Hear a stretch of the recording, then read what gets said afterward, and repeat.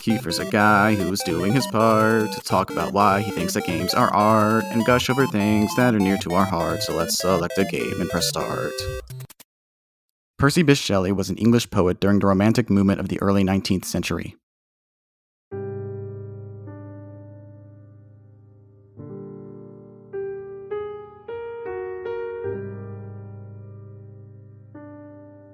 Though not famous in his very brief lifetime, Shelley's work had endured across the centuries as a radical and revolutionary, both in artistic and political pursuits.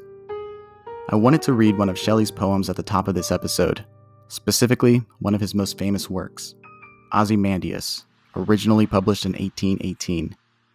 In writing, it is recognizably a 14-line sonnet meant to be read in iambic pentameter, but one that forgoes many of the conventions of the form. Similarly, The Legend of Zelda, Breath of the Wild, pushes the boundaries of the medium and our understanding of it.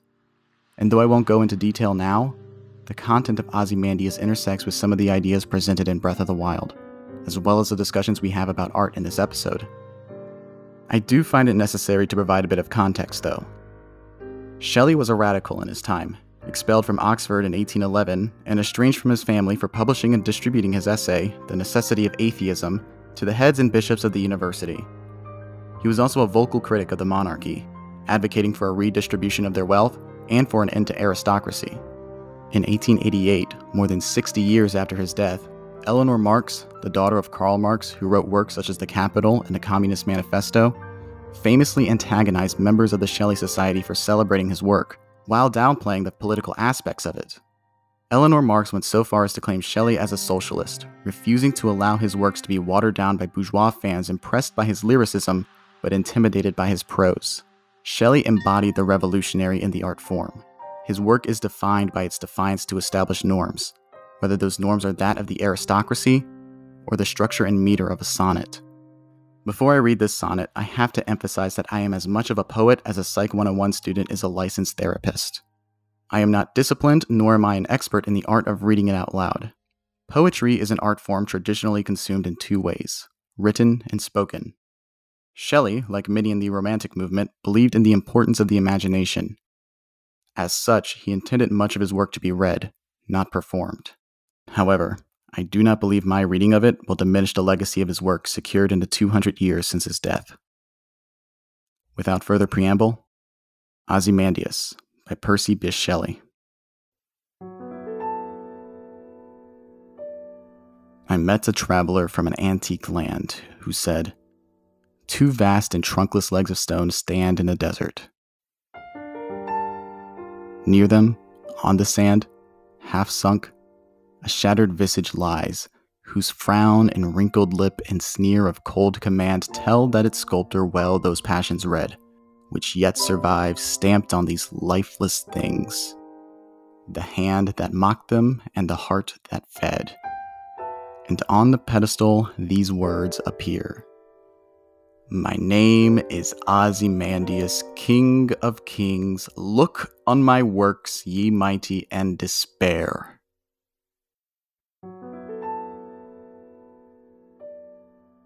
Nothing beside remains, round the decay of that colossal wreck, boundless and bare, the lone and level sands stretch far away.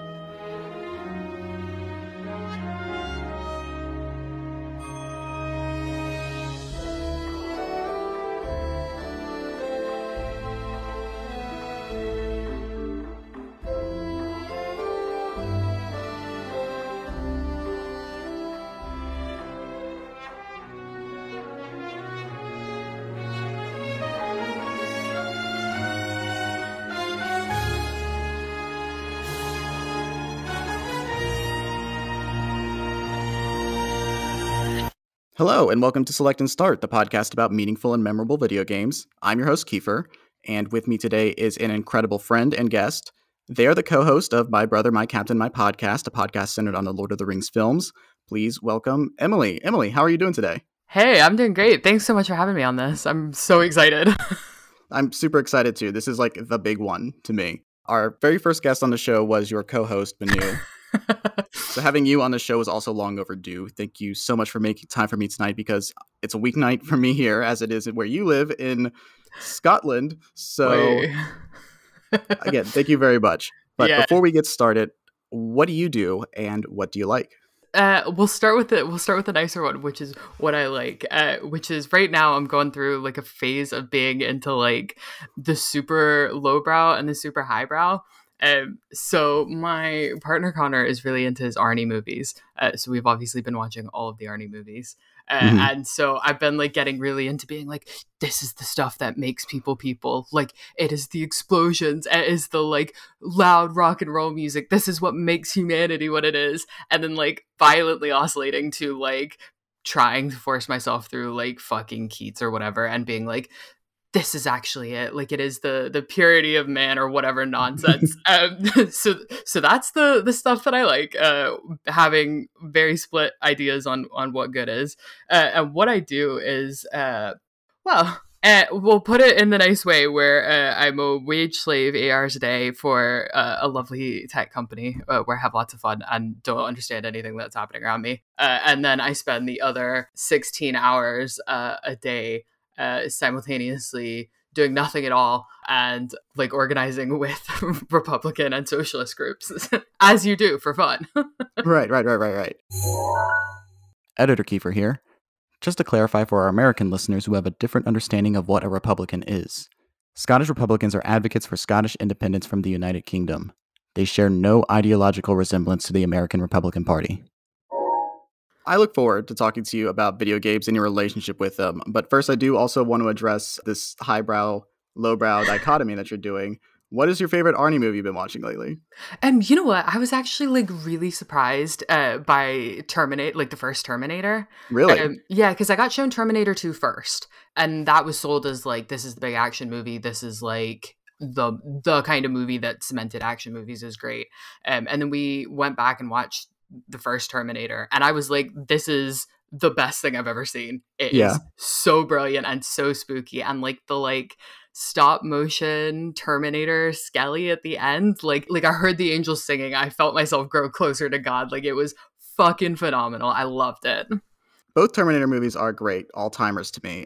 I couldn't tell you which one I prefer. I always reflexively say 2 because it is just like the action film. Yeah. But to that end, I do like Terminator as a kind of horror film more than I like films like Halloween, which I love. I'm putting that out there because I don't want people to at me saying that, what do you not like? John Carpenter's my dude. Don't worry about it. But no, I'm super stoked for you. There was somebody who said something recently about how skeletons are never really the main baddie in anything. Like they're always kind of like a mid-boss or something like that, and never the main event to anything.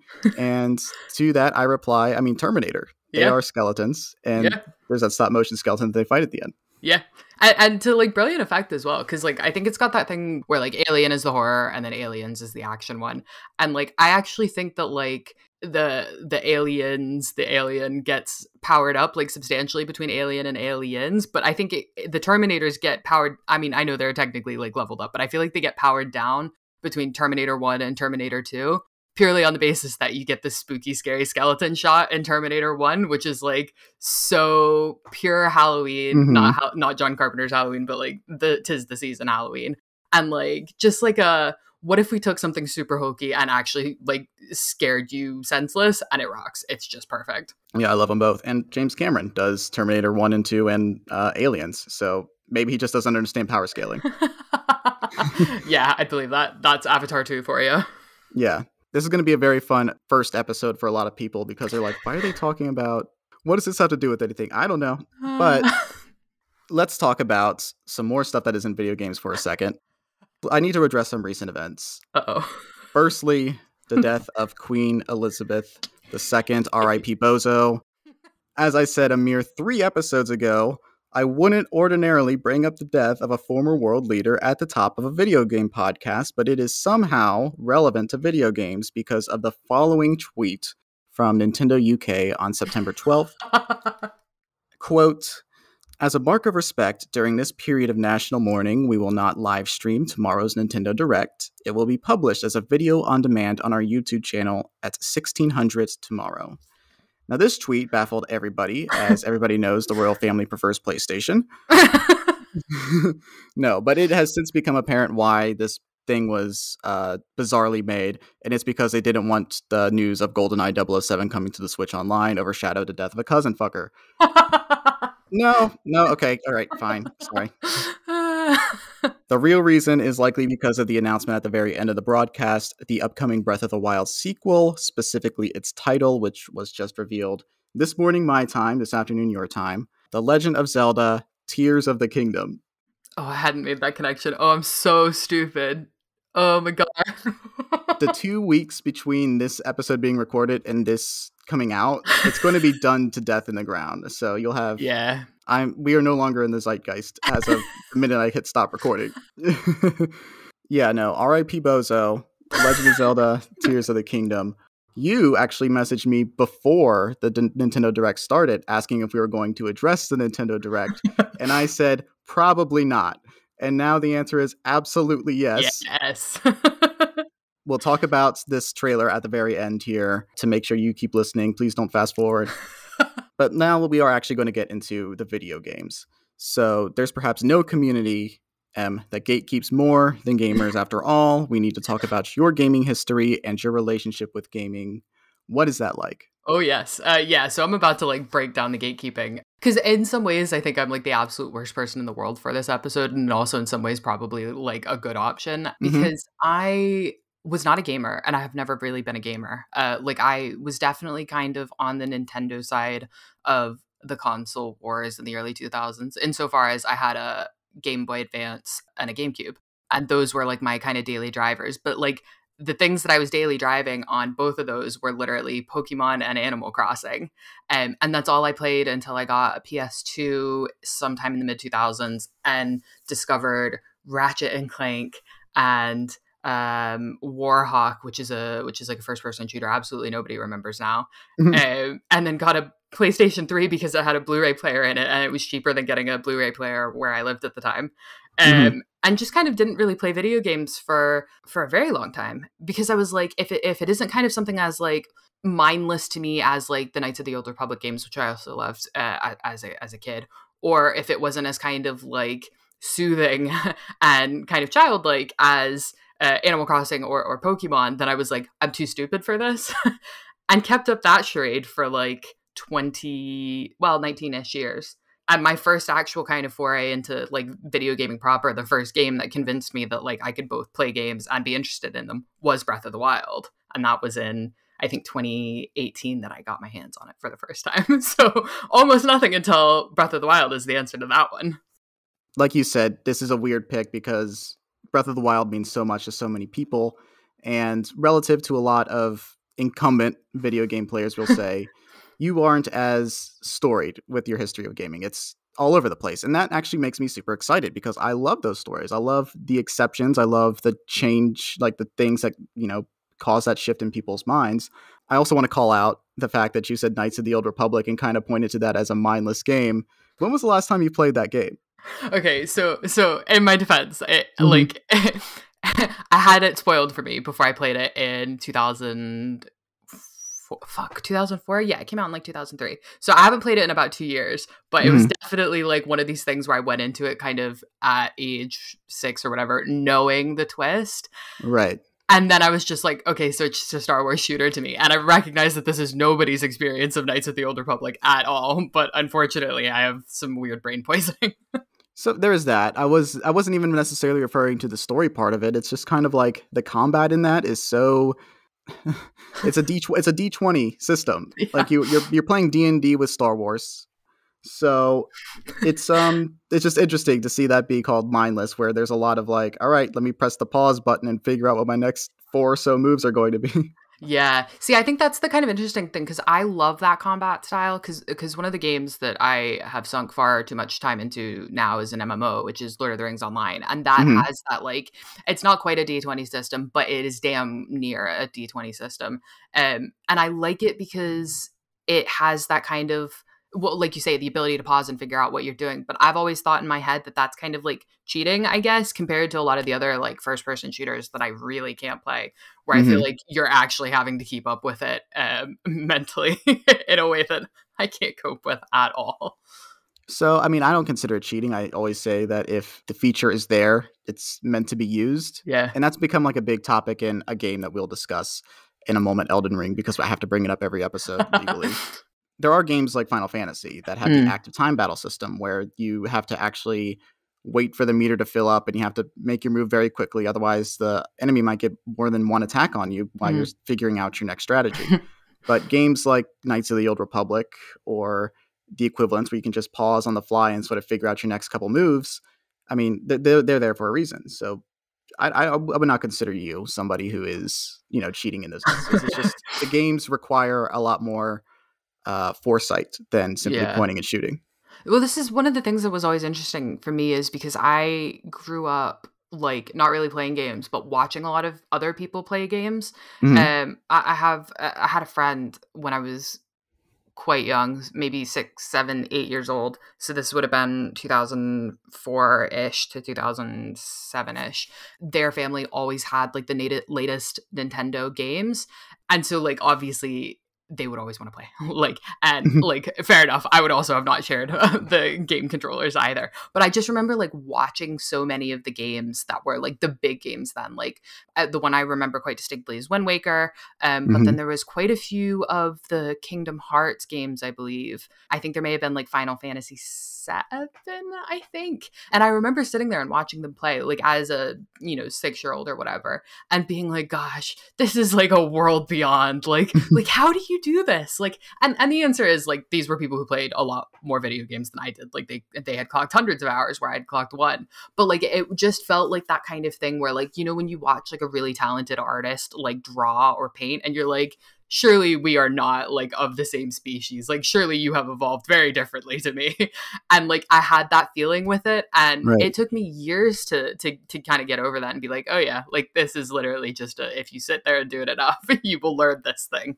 Right. I mean, I think it's just a matter of upbringing. If you are surrounded by video games all your life, you really just sort of disregard things as second nature. Mm, But video games have gotten a lot more complicated, especially in the last 20 or so years when twin joysticks are a lot more commonplace. mm, To do a lot more hand-eye coordination, having to control not only your character and the actions that they perform, but also with the camera, which, as I realized, seeing my friends who aren't as into games as me try and keep up with me, a guy who doesn't consider himself a good gamer around other gamers, it is just interesting because to me it's second nature, but for them it's like this camera thing is killing me. So yep. I empathize with that.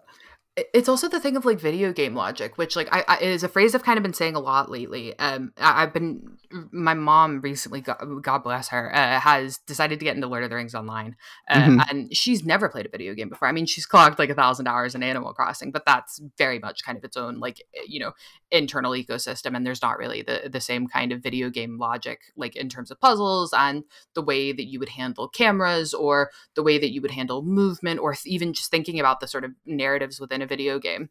Right. And I've been trying to teach her how to play it. And there are so many things where I'm like, I'm having to kind of stop and be like, you can't explain it like this because this isn't as self-evident as you think it is. Hmm. And it was something that I hadn't really clocked, but like things like accepting quests or knowing that you don't need to take every quest or you don't need to do every single thing in a video game to still experience the video game. Right. That to me seems so obvious, but she lives in a world where when you read a book, you read every page of the book. When you watch a movie, you watch every second of the movie. She's got no frame of reference for you pick and choose what parts of the sort of like piece of art that you actually like engage with. And I was having to slow myself down and be like, there's a whole world, a whole language of like video games and like video game narratives that is a second language, even to people like me who are not like quote unquote gamers, that Hmm. like for so many people just seems totally foreign, and like trying to explain that to people when you are not like a registered English or video games as a second language instructor like is quite the trip. Yeah, no, I mean, there's a literacy that many modern games require you to just sort of understand. And that's the sort of question with like in terms of accessibility. These features exist because not everybody plays video games as a hobby. Sometimes people just want to check out one specific thing. And like in the case of your mother, she wanted to play Lord of the Rings online, and an MMO on top of everything else. There's so many moving parts to that experience that you cannot teach all at once. So there needs to be like sort of crash courses in terms of just helping people understand what a video game is, the limits and the possibilities in that space. Because like you said, a lot of people see things as start to end. And that makes sense considering that a lot of the early video games are just one screen of action that you're playing out in Pac-Man and Donkey Kong and even Super Mario Brothers, where you're just scrolling across the screen. Now there's 3D spaces. Now there's, so many tasks that can be performed. You don't have to do every task, like you say, to reach the end state unless you're playing Super Mario Sunshine. Ha, burn. Anyway, but I really appreciate this discussion. And I do think that's why I like getting to the root of this podcast, is just because so many people have varying levels of video game experience, I should say. All the people I have on the show have like defining experiences with one, and that sort of recontextualizes their relationship with the medium. It's an art form. And just like how poetry, there's a learning curve for understanding not even just the rules of it, but also the lack thereof. Same applies to video games. So I do want to ask, what have you been playing lately? And are there any games, new or old, that you're looking forward to playing? So this is interesting. So I'm always playing Lord of the Rings online. I will, that's kind of the thing that I will go clock a couple hours. And if I've got free time, I've been desperately trying to play Elden Ring. And this is where the accessibility chat is kind of interesting, because I have a very interesting and kind of weird visual impairment called nystagmus, which basically means that like there's a muscle that controls movement in your eyes. And that muscle in my eyes is like a millimeter off of where it's meant to be. So my eyes shake. And so I have like issues with visually and neurologically managing motion, like whether it's on a TV screen or whether it's actually in front of me. So video games have always been a kind of very difficult thing, especially free moving cameras and like the super stylized cameras that I think are quite trendy now that we've moved on from like 2D games.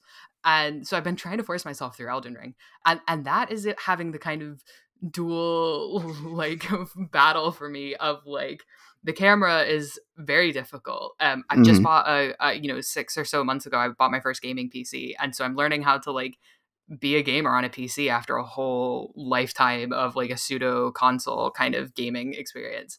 So right. managing the PC, managing the camera, and then also learning how to play a Souls game, which I am now realizing is maybe the worst possible like inroad into like the kind of more heavy video games out there. Cause I'm like, I got 2 seconds into Elden Ring past the tutorial and saw that Golden Knight SOB like wandering around, and my brain locked onto it like a hellfire missile and was like, if I don't defeat this guy within 5 minutes, like this game is worthless to me. And so I just keep throwing myself at it over and over and over, and I've been doing this for like 8 weeks now.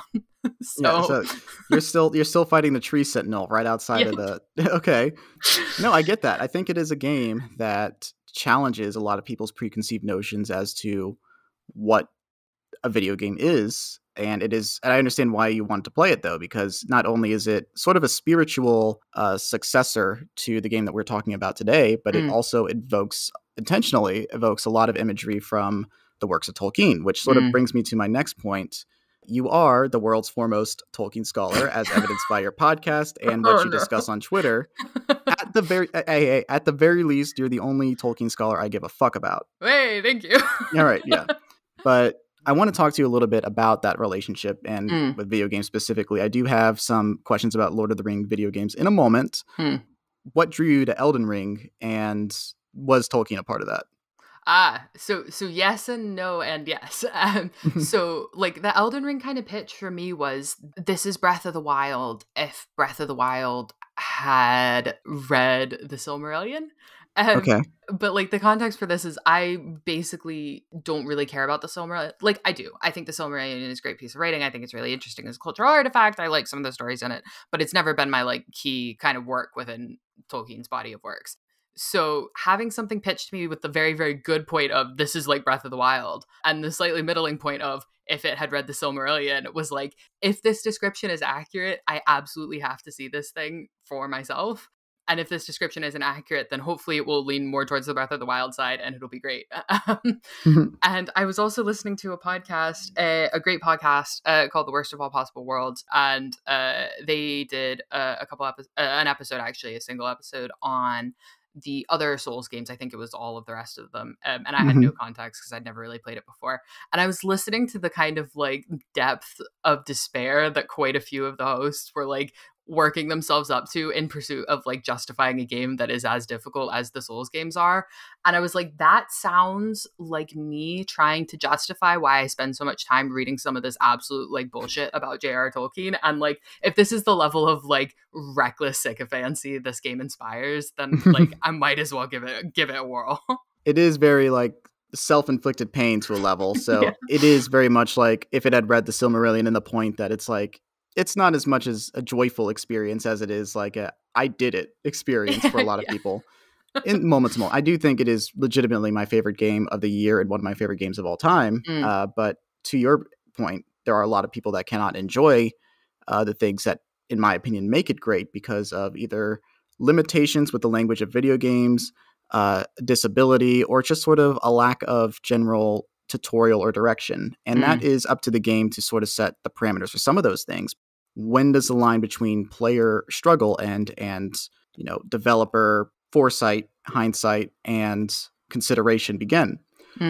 This is becoming a situation that I haven't really talked much about on the podcast, but it is something I believe in, that video games need to have resources available to people with visual and physical impairments and mental impairments as well. So they are able to enjoy games on a level if we want them to be appreciated for what they are. We have subtitles for, things with audio. Yeah. Things like, this is a Nintendo game we're going to be talking about later. They don't do the very bare minimum for accessibility, despite having conceptually some of the most, on paper, having some of the most friendly, like, this is your first foray into this genre. So it's contradictory. What do we need to do? And it's becoming a more and more complicated question as this medium becomes more and more complicated. Yeah. And I think one of the things that I found really interesting about like the discourse around this is there's been there's been a lot of good work kind of separating the like question of, because I think a lot of like accessibility chat, especially by people who are like both not disabled and also kind of on the younger end of these things, gets mashed up into like everything should be cheery all the time. Right. And like it's always kind of funny for me as someone who is like both like very frustratingly disabled and also very into just like feeling like shit every time I turn on the TV or like read a book. Like I crave the like catatonic depression that these things can give to me. Seeing a lot of the like kind of younger, not less expert, but kind of less experienced chat around accessibility from people who are like, the tone of video games should change because if a video game makes you feel bad all the time, it's inaccessible. And then seeing the far more interesting, and I would say far better writing from, various sort of video game critics being like, keep it as depressing and awful as humanly possible, make people's eyes bleed, but give them the accessibility settings like the difficulty sliders or whatever to basically work their way through the game without having to do sort of any of the level checks. And I think this is such like a fascinating kind of separation of like the kind of, I guess the function of an art form from its form, which is something that I feel like I'm constantly going on and on and on about with like J.R.R. Tolkien, which is like you can find ways to make things quote unquote easier or more accessible without fundamentally changing the like form of what that thing is.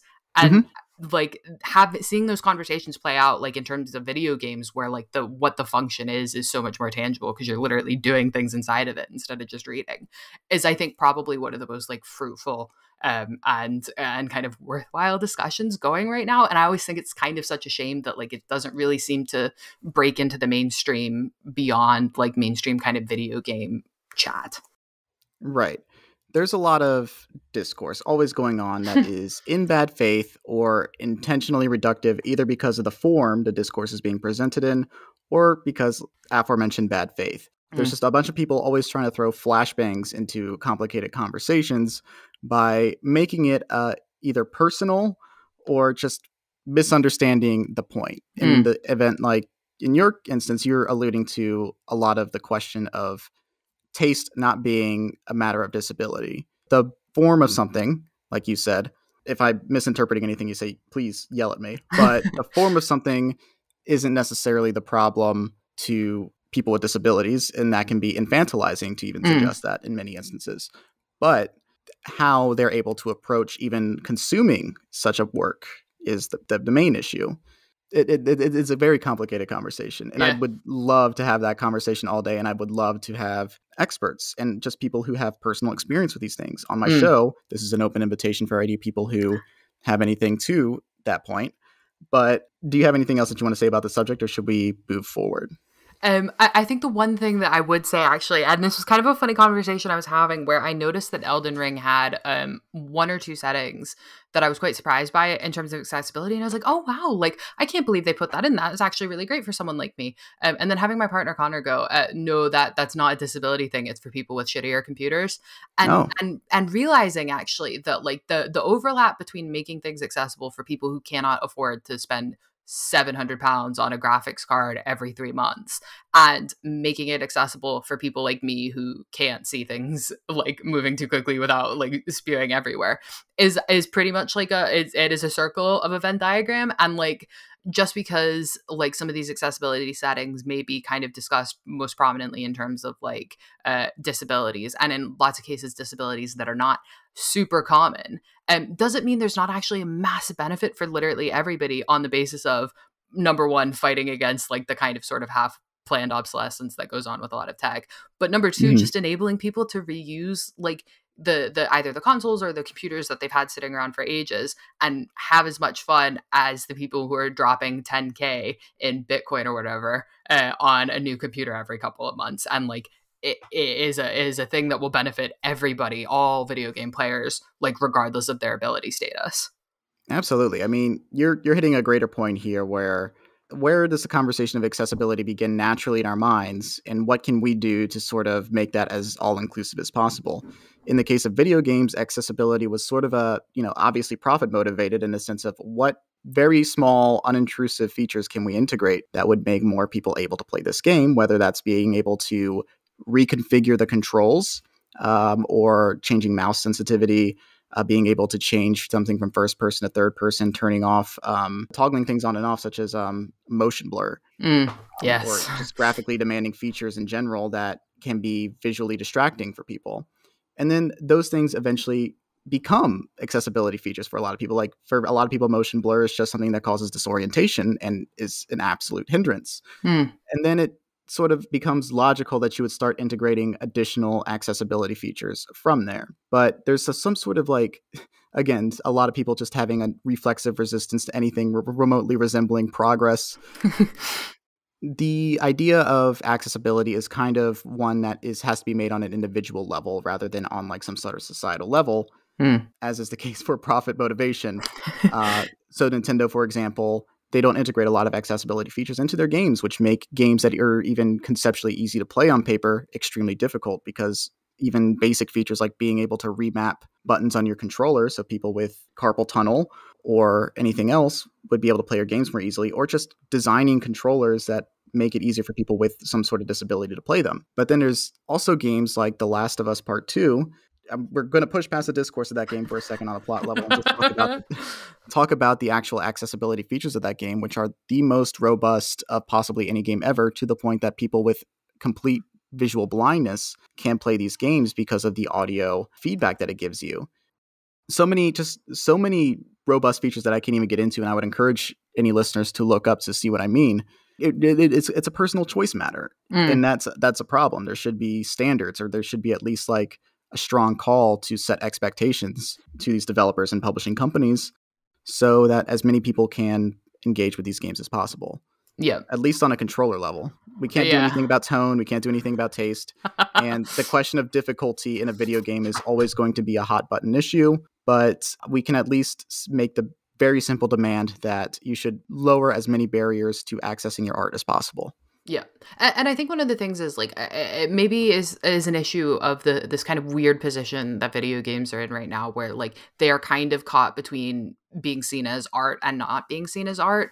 And so I get why there's kind of a defensiveness from video game devs to kind of be like, this is the way that I as an artist have crafted this game and it must stay this way. But one of the things that like, you know, I've been spending a lot of time kind of propagandizing, actually reading like the Lord of the Rings books to people. And one of the ways that I've had to kind of go around like doing this propaganda campaign is like, not everyone wants to sit down and read a book. And like, not everybody has the time to. So there had to be for me other ways to kind of pitch getting access to this material to people. And I have found, and I will swear this under oath or whatever, that like J.R.R. Tolkien's writing is as effective and powerful like through audiobooks as it is in just sort of standard, you know, paperback writing.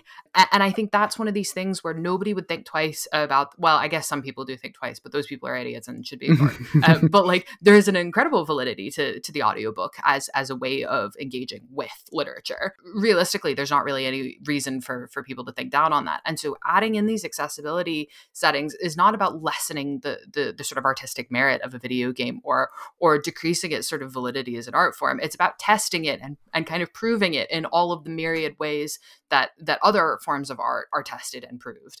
Maybe a weird bone to pick with Nintendo, but like I always crack up because I've got tiny baby hands. My hands are ridiculously small and I can't hold the Switch Pro controller because it's so fucking massive. And I'm like, no part of any of the Nintendo games experiences would be ruined for me by having a controller that fit my fucking hand. But like, there is this fear of doing anything that would make anything seem like kind of squishy around the edges or up for negotiation because everybody is so worried about whether or not their video game will be treated as art. But like things like Breath of the Wild, things like Elden Ring, I think prove like without a shadow of a doubt that video games are art. And so now that we've confirmed this, like let's go ahead and start doing the things that will like actually get this on par with the other art forms, which is obviously increasing accessibility to it. Yeah, increasing accessibility to it for sure, for one, and also sort of changing the lifestyle brand of gaming so it's a little less fratty. So many people joke, and they are absolutely correct in saying this, that one of the biggest barriers to video games being perceived culturally as a form of art are the people that play them. And that is very, very, very, very, very true. But you also end up watching like things like video game awards shows or seeing a lot of E3 conferences that are intentionally trying to hype this up like it's like an energy drink, like a lifestyle brand, like a fashion item, an accessory.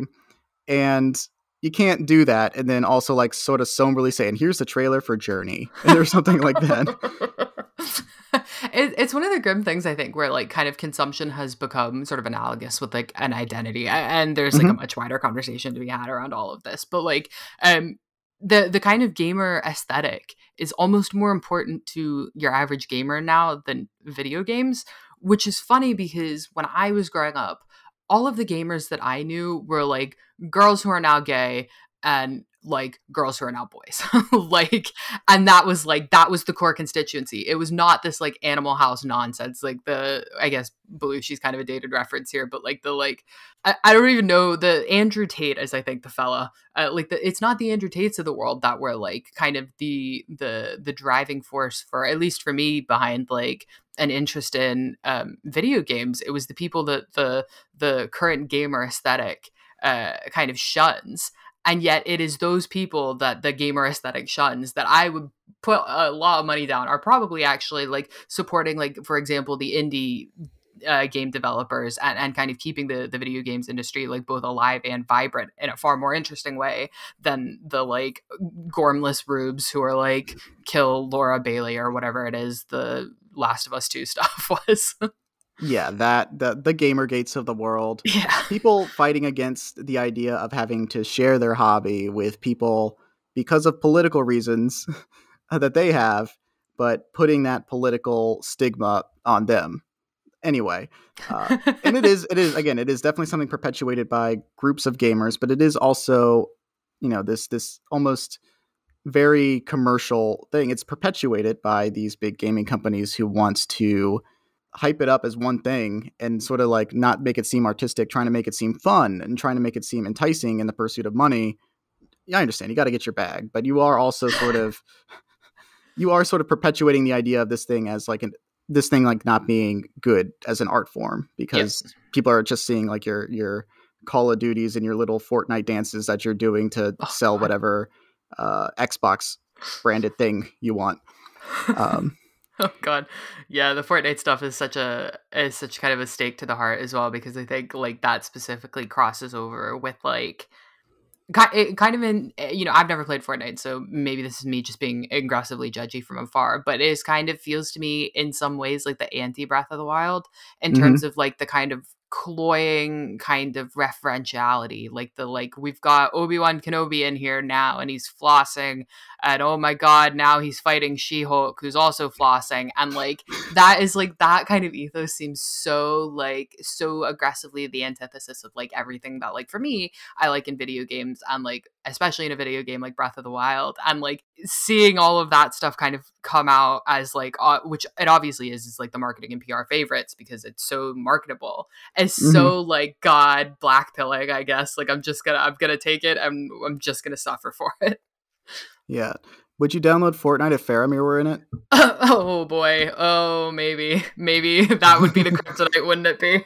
I'm not making fun of you, but like we all got to hold the mirror up to ourselves a little bit, and like Yeah. I almost downloaded it for real when I saw that Obi-Wan was in it, and then like I watched Obi-Wan the show and was so disappointed in it that I hate Star Wars now. So Classic. That is truly the circle of life.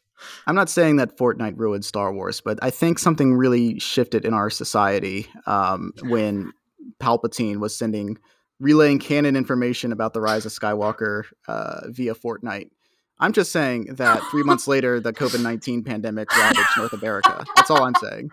Oh God, I like all of that feels like an elaborate hallucination to me, because I know all of those facts sequentially. I know they are real, but when you put them together, I'm like, no, absolutely not. There's no way any of that is true. This must be a lie. And never forget that that Palpatine in Fortnite is canon. Oh God, help us all. Yeah, and that's probably only like the 8th or 12th worst thing about the rise of Skywalker. Anyway, everything is a lifestyle brand now, and nothing is good. All right. Anyway, let's talk about Tolkien and video games. Way. Like I said, you are the foremost Tolkien scholar that I care about.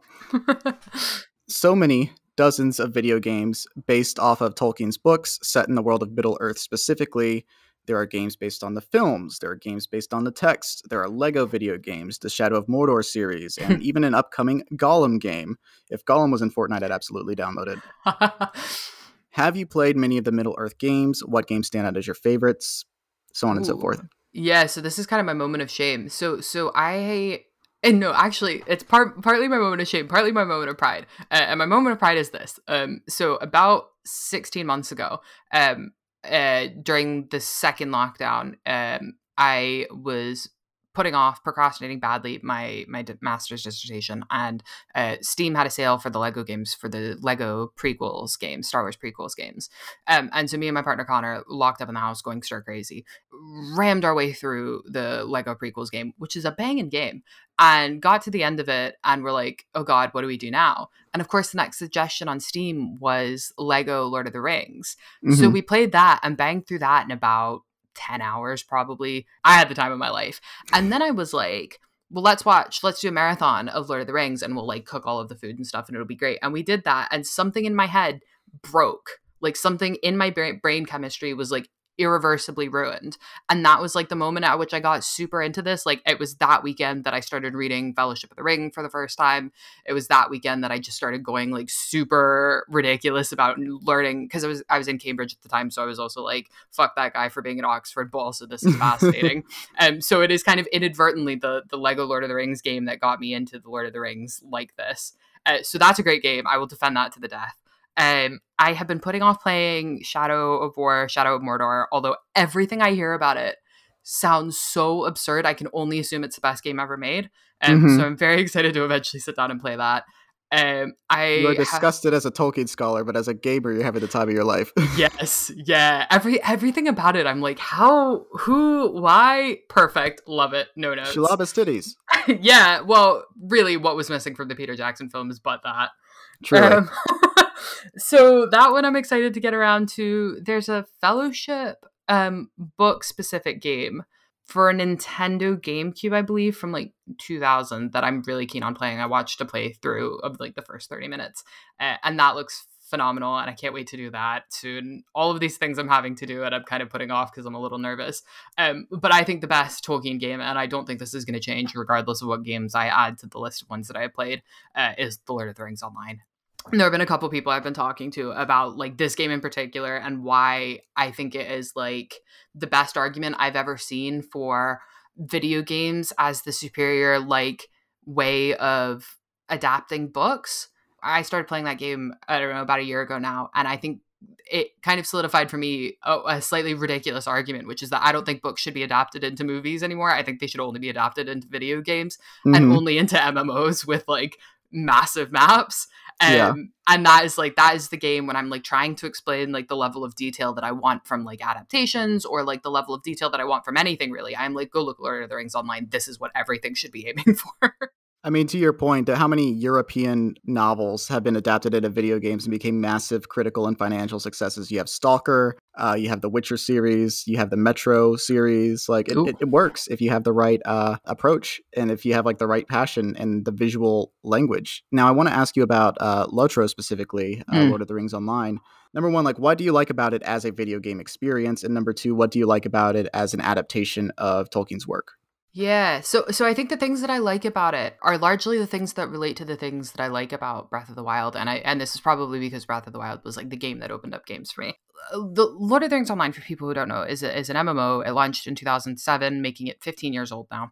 It follows the book canon of The Lord of the Rings, not the movie canon, and is like I think one of the biggest video game maps out there. So it covers all of Middle Earth so far, from I don't know how to do this, the Erdluid, which is like the very far northwest of the map where Thorin Oakenshield, where his people are based, if you've seen the Hobbit films or read the book, and all the way down to the very, very far southeast rather, of Gondor and Ithilien, and everything in between. There's Mirkwood, there's Erebor, there's Rohan, there's the Shire, there's everything is there. It's massive. So that in and of itself, I think, is a big appeal for me because it is like a monumental game. It is just enormous, and there's so much that's in it. It's got this incredible longevity to it because it's not trying to do, by virtue of it being an MMO and not really being able to do like a thing like do the highest powered graphics imaginable. It can't be the Jedi Fallen Order of every year, because it needs to work one online and with everybody's shitty computers. It has an incredible emphasis on like stylization over like high quality graphics. Sure. So it's beautiful, and like even the regions that were released in 2007, which largely have remained untouched since 2007, are still beautiful because it's got a really clear sense of like artistic direction and like a really clear artistic thesis, which is like, one, it's inspired by a lot of the sort of the sort of well-known and well-respected artists who illustrate Tolkien's works, but two, it's also looking at taking kind of the simple ways of like telegraphing like environment. This all sounds like ridiculous, but like there's a little kind of motif that repeats through all of the zones, the locations that I love, which is the changing color of wildflowers. And you can look at the wildflowers that are just scattered throughout the grasses and get a really clear sense for like the peoples and the cultures and the region that you're in. And that is like an incredibly minor environmental storytelling detail. And like, it's not signposted anywhere in the game itself. Like there's no dialogue that tells you to look out for it. But like when you go through enough of the regions, you spend a lot of time looking at those wildflowers and you start to notice it.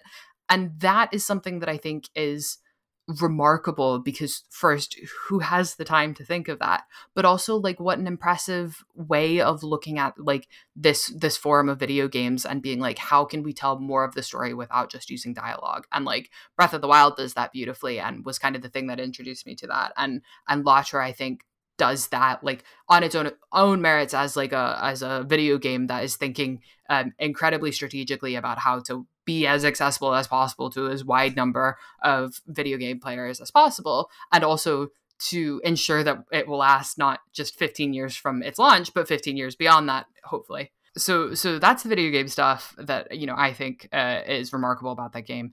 The Tolkien adaptation stuff is I cannot praise this game enough. And I do try, but I don't think I can reach the limits with it. It is so thoughtful. One of the examples I bring up is there's a single line in The Two Towers, and it's actually Faramir line.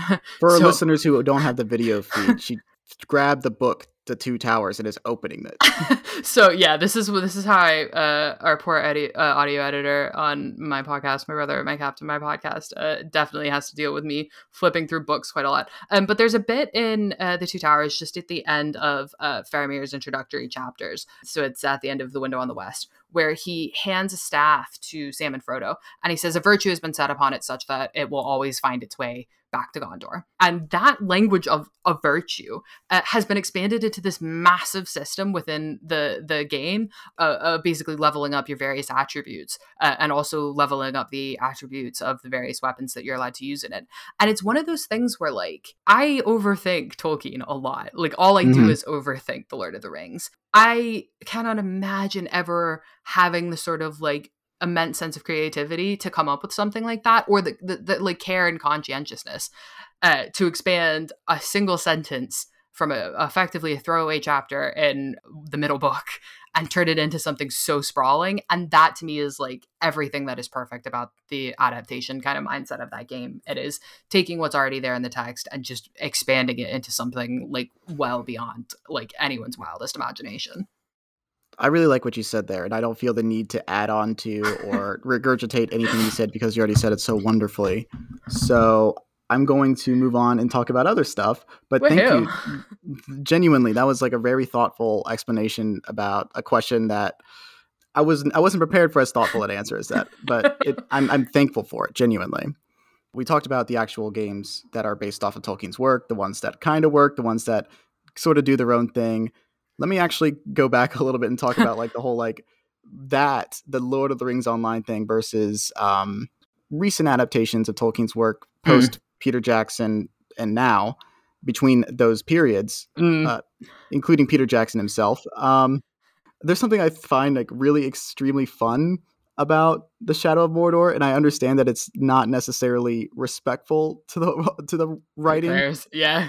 But it's kind of like, okay, this is very fun in a video game form with the Shadow of Mordor thing, where it's like almost like a fratty version of this story, like the hardcore, the dark, the violence. I think the Nemesis system is genuinely one of the coolest mechanics that video games ever introduced, and it's so sad that it is kept under like a copyright cage that prevents other developers from using it. But then you have Lord of the Rings Online, which is also an adaptation and has those video game sensibilities in mind. And you say it's very reverential and dedicated to that text, but not necessarily in a way that it's like, oh, we have to be to the word. Like, I think you said it earlier in a tweet about the Amazon adaptation. Is it like necessarily reverential, but like respectful of the actual work of art itself? Yeah. Sorry if I butchered that no. sentiment that you made, but I have been thinking about a lot in the nature of adaptation in art lately in this. Yeah, it's just so interesting that this MMO for Lord of the Rings that's been around for 15 years is a lot more respectful without having to be the most expensive, visually impressive thing. And then we're looking at, we'll say, mixed reviews of the Rings of Power. I know how you stand on it, and you're welcome to have the space to complain about it here as well. I love it. It's the best show ever made. Jeff Bezos is not signing my paychecks right now at all. For people without the visual feed, their eyes are closed when they said that. Yeah. You know what's actually funny is I feel like I'm not getting this kind of critique of the Rings of Power across as much, but I'm going to call it like the Shadow of Mordor critique, which is like whatever they have done in those games is obviously unhinged, but it's brilliantly unhinged. And like, I guess there's something about like Helm Hammerhand becoming a wraith, becoming one of the Nazguls in either Shadow of War or Shadow of Mordor. And that's insane. Like, it is not at all canonically justifiable, but it's also brilliant. It's also brilliant. Like, it's great. And I think that is great. And it is just like kind of crazy enough that it works. And that is like, if you are not going to do that sort of like thoughtful expanding upon the source text in a creative and like and like a genuine way like Latra does, then you have to do the Shadow of War, Shadow of Mordor version of adaptation, which is just go ape shit. And I think, like, you know, I'm not gonna get into the Rings of Power stuff, but like, I think these are the two poles of adaptation, and I think you have to pick one, and if you get caught in the middle, you're screwed. But if you go one or the other, you're gonna be good. No more half measures. Yes. No more half measures, Walter. Eking away a little bit from the actual Lord of the Rings itself, I do actually want to linger on influence a little bit in terms of taste. It's so cool to me that video games are somewhat responsible for your fixation on the works of the Lord of the Rings and that world. Have you played any other video games that sort of evoke that kind of world that Middle-earth is without actually being like just straight up The Hobbit, the video game? Okay, so it's two, and both of these are, one of these is reasonable and the other is ridiculous. I want to hear them both, please. So one is obviously Breath of the Wild, and like, and this is like, I could talk ad nauseum about how much Breath of the Wild feels like a riff, not even a riff, but it feels like its own kind of equally strong counterpart to The Lord of the Rings. The other is Stardew Valley. Oh, really? Yes. And every so often there's a post that goes viral on Tumblr, which is like someone do a mod that is Stardew Valley Lord of the Rings. And I'm like, do not do that, because the Lord of the Rings that you want in Stardew Valley is already there in Stardew Valley. And the Lord of the Rings that exists in Stardew Valley exists in the townspeople. So like, you know, Shane, the sort of alcoholic who's an alcoholic because of material circumstances and who is struggling through everything, but actually has this kind of heart of gold, and who does have things that he is, you know, fascinated by. Or through Penny, the kind of humble school teacher, the shire folk like school teacher who sticks it out even though she probably could get bigger and better to basically take care of, you know, these kind of future generations in these forgotten towns. And there is something about, like, one, having those stories as part of the game, but two, that slow unfolding of those characters over the course of however many hours of video game play, combined with this kind of winking sense of like, we all know that this is fiction, but it's the fact that we all know that this is fiction that makes this what it is. That feels very Lord of the Rings to me. And it's this combination of like, you literally have to sit there and you have to wait time out. Like, you can't fast travel. Well, you kind of can with the totems, but you can't really fast travel, and you have to wait out the day. And that to me is very Tolkien-esque in terms of like, you cannot fight time, or you can try and fight time, but you are always going to lose. And Stardew, I think, captures that brilliantly. And it is also, in an authorial sense, you know, Concerned Ape, God love him, is one man fighting the world to get that thing going and to keep updating that. And that is also very much what Tolkien did, which is like, in a world in which like professional authorship, certainly in the 1940s and 1950s, was changing into more of kind of brand creation. Tolkien kind of held firm and was like, I'm going to be the wacky old guy in the forest for as long as it takes for me to write everything that I want to write. And that's very much, I think, like the Concerned Ape kind of model of video game development. And both of those, I think, they go so hand in hand that, like, I know Stardew Valley is Stardew Valley, but it also feels a little bit like the Shire. No, I mean, you say that, and then there's obviously, like, I mean, very literally, Stardew Valley has a weird little guy that lives in caves, and then there's also a wizard that lives in the outskirts of the town. But then there's, like, your actual sense of you taking the philosophy of these stories, the themes and ideas and tropes within them, and mapping that to Lord of the Rings in a very thoughtful way. I do a lot of similar things with my adult brain, and I feel like an insane person saying, oh, well, you know, Avatar: The Last Airbender and Star Wars are functionally the same story in different aesthetics. And then they're like, what the fuck are you talking about? And I'm like, well, let's start with the name Dave Filoni and then we work from there. But like, yes, excellent. the philosophy of stories, and something can resemble something without having to actually, you don't have to reference something to be clearly inspired by it. Yeah. Before we finally talk about the game that you picked, you've talked about Lord of the Rings Online, you've talked about Knights of the Old Republic, you've talked about your relationship with Tolkien and how video games inform that. Are there any other video games that you want to talk about that mean a lot to you? Oh, I kind of skimmed over this, but the games that made me interested in gaming briefly before I kind of put it down again for 15 years, which is the Knights of the Old Republic games. And then the games which I came back to 2015, 2016, I think. Yeah, it must have been with the sequel trilogy coming out.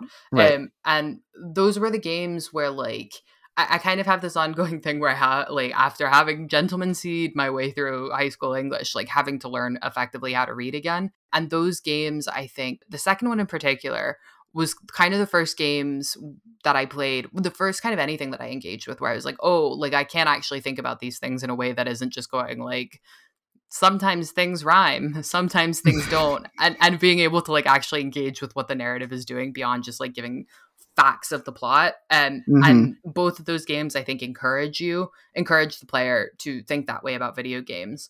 And that is like a kind of brilliant, and maybe I don't know, I guess they are kind of rated maybe appropriately for like what they are, but like in some ways I feel like that level of like teaching especially kids how to think critically about the stories that they are being told, which is pretty much the core ideology, I guess, of the Knights of the Old Republic games, is such like a brilliant thing that probably should be kind of trumpeted a bit more, if that makes sense. You want Star Wars to have ideas again. Yeah. And how dare you? Do you have any idea what happened? How dare you suggest that Star Wars be anything but Star Wars? Play the dead speak again. We'll all be fine. Yeah, we'll be fine. Thank you for talking about Knights of the Old Republic. I hope that I get to talk about that at length with somebody in the future because I've been dying to talk about it since I replayed the games recently. Oh, so good. One final question before we have no choice but to talk about today's incredible game. This is technically the most recent game in the Legend of Zelda franchise that we're going to be talking about today. What is your relationship with other Zelda games? Which ones have you played, liked, disliked, etc.? This is why I'm also kind of the worst possible person for this. I haven't played any of them. I have played bits of Wind Waker. I've definitely watched bits of Twilight Princess and Ocarina of Time when my partner plays them, but I haven't played any of them. I played Link's Awakening, which was great on the Switch, the remaster on the Switch. That was fun. But yeah, I have literally until I played Breath of the Wild, I only had ever watched other people play Zelda. I mean, that's also a valid way to consume media too, is watching somebody play a video game, because you're doing all but interacting with the world at that point. I understand why you may feel awkward coming into an episode about the most recent entry in a 36-year-old video game series and being the guest representing the game. But that's not what this is. This is about people's relationships with the game and how it defined them and how art works. In my opinion, that's what the podcast is about, the person who runs it and edits it and promotes it. So I get to decide who the guests are, and you can send your mail to me about it. Well, so I also kind of went with this one because I knew it would kind of twig my part. So my partner, the reason I got Breath of the Wild at all is because when Connor and I first started dating, it was our first Christmas together. He bought me a Switch with Breath of the Wild, which is also how I was like, all right, this is a relationship I'm staying with forever. But you know, he's a journalist, legal editor, and a web developer, and he did a lot of his first sort of major web development by setting up and running a fan forum for Zelda games called Zelda Fan Game Central, and then that kind of lasted for a long time and was kind of his entry into the world of proper sort of high at scale web development.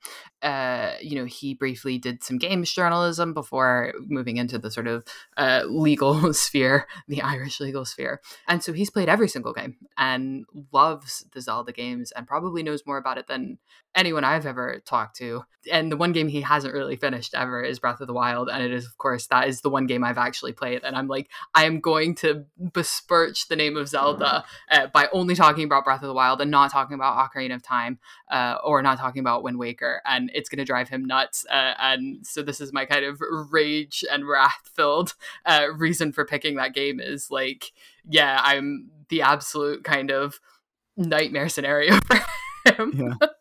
No, I can imagine, imagine your partner, who you introduced this game series to, is invited to go on a podcast to talk about the one game in the franchise you actually haven't finished, and they have. Yeah.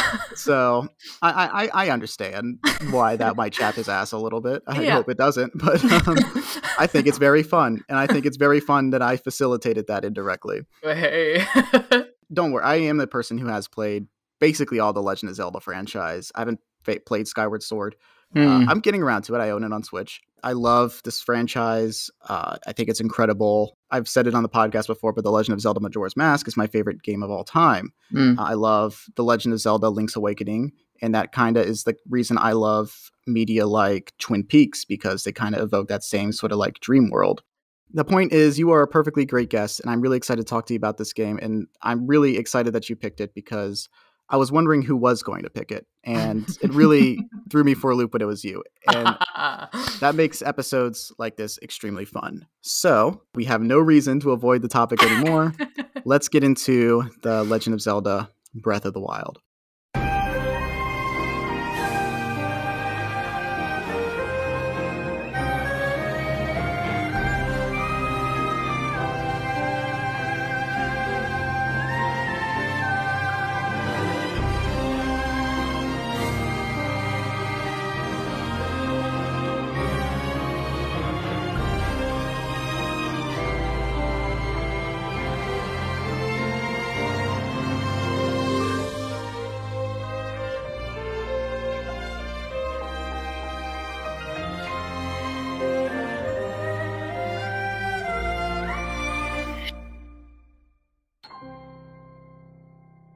The Legend of Zelda Breath of the Wild was released on March 3rd, 2017 as a launch title for the Nintendo Switch and a crash title for the Wii U.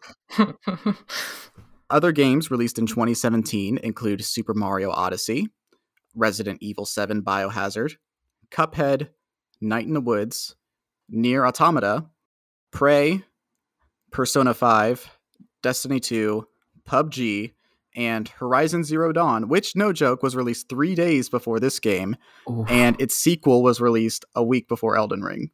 Oh, ouch. Oh, ouch. Imagine going up against ouch. two, like, industry darlings that are looking to change the face of video games, and then you're just like, here's an open world game. I like Horizon Zero Dawn 1. I haven't played Forbidden West yet. It looks good. It's one of the games where when I was trying to get my gaming PC, I was like, this is one of the games that I'm kind of hell-bent on eventually playing because it looks great. It's got Lance Reddick in it. It's good. Are you familiar with any of the other games that I mentioned? Okay, so Night in the Woods, I played and adored. I thought that was brilliant. Just Agree. a brilliant game. Yep. Oh boy, I don't think any of the, I think all the rest of them I know the name of Okay. and just haven't played. That's fine. But it is like a stacked year for video games. Yeah. Software-wise, which is why I point this out. And Breath of the Wild is my favorite of this crop of games, which does have some incredible games. I'm playing through Nier Automata right now, and that is also a very thematically heavy game. Night in the Woods is a game that wrecked me emotionally. And Mario Odyssey and Resident Evil 7, Cuphead, they're all just damn good games. And Prey is also a very underrated game that I'm attached to, and that's why I listed it. Just some additional background on the game we're discussing today. Zelda Breath of the Wild was developed and published by Nintendo. It was directed by Hidemaru Fujibayashi, director of previous Zelda games such as Oracle of Ages and Oracle of Seasons, Four Swords, Minish Cap, Phantom Hourglass, and Skyward Sword. The game was produced by Eiji Aonuma, product manager for the Zelda series and director of games like Ocarina of Time, Majora's Mask, Wind Waker, and Twilight Princess. As the player, you are given minimal guidance in a massive world. You are encouraged to explore and experiment with the tools given to you at the beginning of the game to traverse the terrain and overcome obstacles. The open world design lends itself to a non-linear story structure, where major story beats can be completed in any order the player chooses. The game is a significant departure from the traditional Zelda formula, forgoing long-established staples and tropes of the franchise.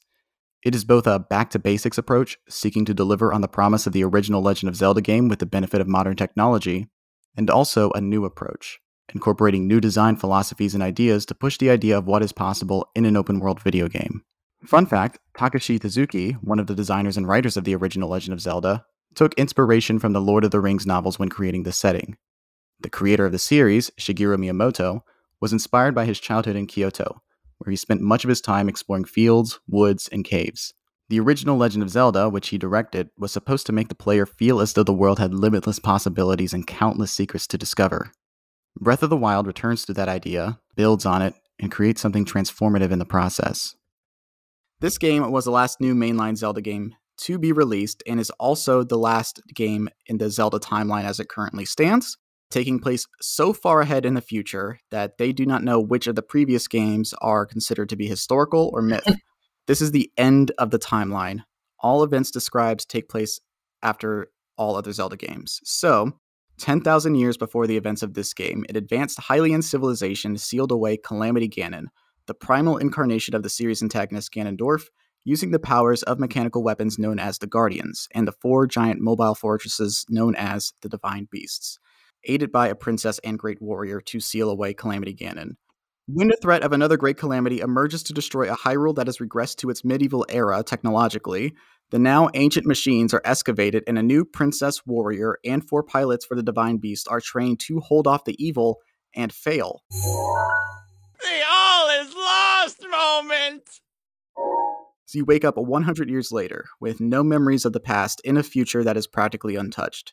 It is up to Link to move the 100-year-long stalemate and save the remnants of a society that has neither advanced nor regressed in the 100 years since the initial battle. This is the way the world ends, not with a bang, but with a whimper. Yes. I'm so glad you got the, yeah, brilliant. I'm so glad you got that one in there as well, because that's literally something I've got in my notes that is a poem to reference. Brilliant. Great. I'm glad we're on the same page. I think this is going to be a great episode. I really want to ask you this as a Tolkien scholar. That's why I'm really excited for you to talk about this game, and because I love your analysis in general, separate of that. What do you think of this game's approach to the stories of the past and the story of this game in relation to it? Like Tolkien, this is about stories on a level. Yes. Oh my god. Yes, it absolutely is. One of the things that I kind of go back and forth on is the extent to which I call The Lord of the Rings post-apocalyptic lit. I think if there's one benefit to the Amazon show, which I don't think there will be, but if there is one benefit, it will be showing what the apocalypse that precedes The Lord of the Rings is. And in both The Lord of the Rings and then also in its sort of analog in Christian theology, it's the fall of man. And the apocalypse is obviously the literal apocalypse is not the fall of man, but that it has that sense of like in Apocalypse Lit, this is what it fulfills. So the fall of the sinking of Numenor in The Lord of the Rings is the thing that brings men from the height of their civilization to the absolute trough of their sort of failure and their ongoing, lingering failure and stagnation that sees Gondor and Rohan where they are when we catch up to them in The Lord of the Rings. Breath of the Wild also starts with failure, and it starts with this sense of not immediate failure, but failure that is so far in the past that the grandkids of the people who suffered the failure can only really remember it at a distance, which is not to say that they're not emotional about it, but there's no time pressure on it.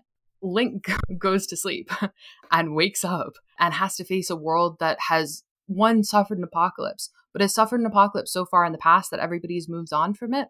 And nobody really remembers it as an immediate issue. And the only way that people are able to remember what that apocalypse is by telling each other stories about it and interpreting and reinterpreting it as they see fit. And one of the things that I just love about this game is Cass, the Rito Bard. And getting so much of the sort of history of this apocalypse and then everything that came after through song and through something that is able to be not just like marginally but exponentially more visceral and how it expresses itself literally as with the song is perfectly Tolkien.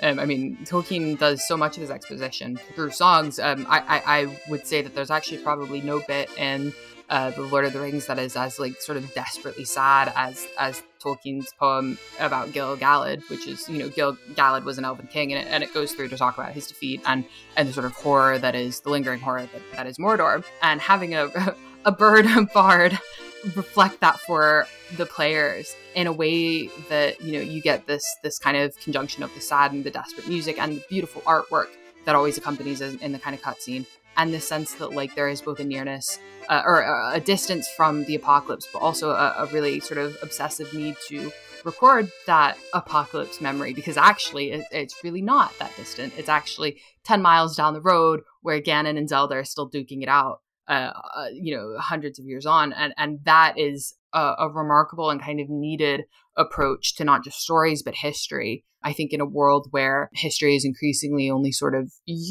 wielded and kind of like a Wikipedia encyclopedia fun fact way where it's kind of decontextualized and used as bullet points, and Breath of the Wild and Lord of the Rings alike both argue that there is like a kind of deep emotionality to history and to stories. Mm-hmm. And no matter how far away you are from these events, you do still need to feel something about them. And it's pure magic in Breath of the Wild.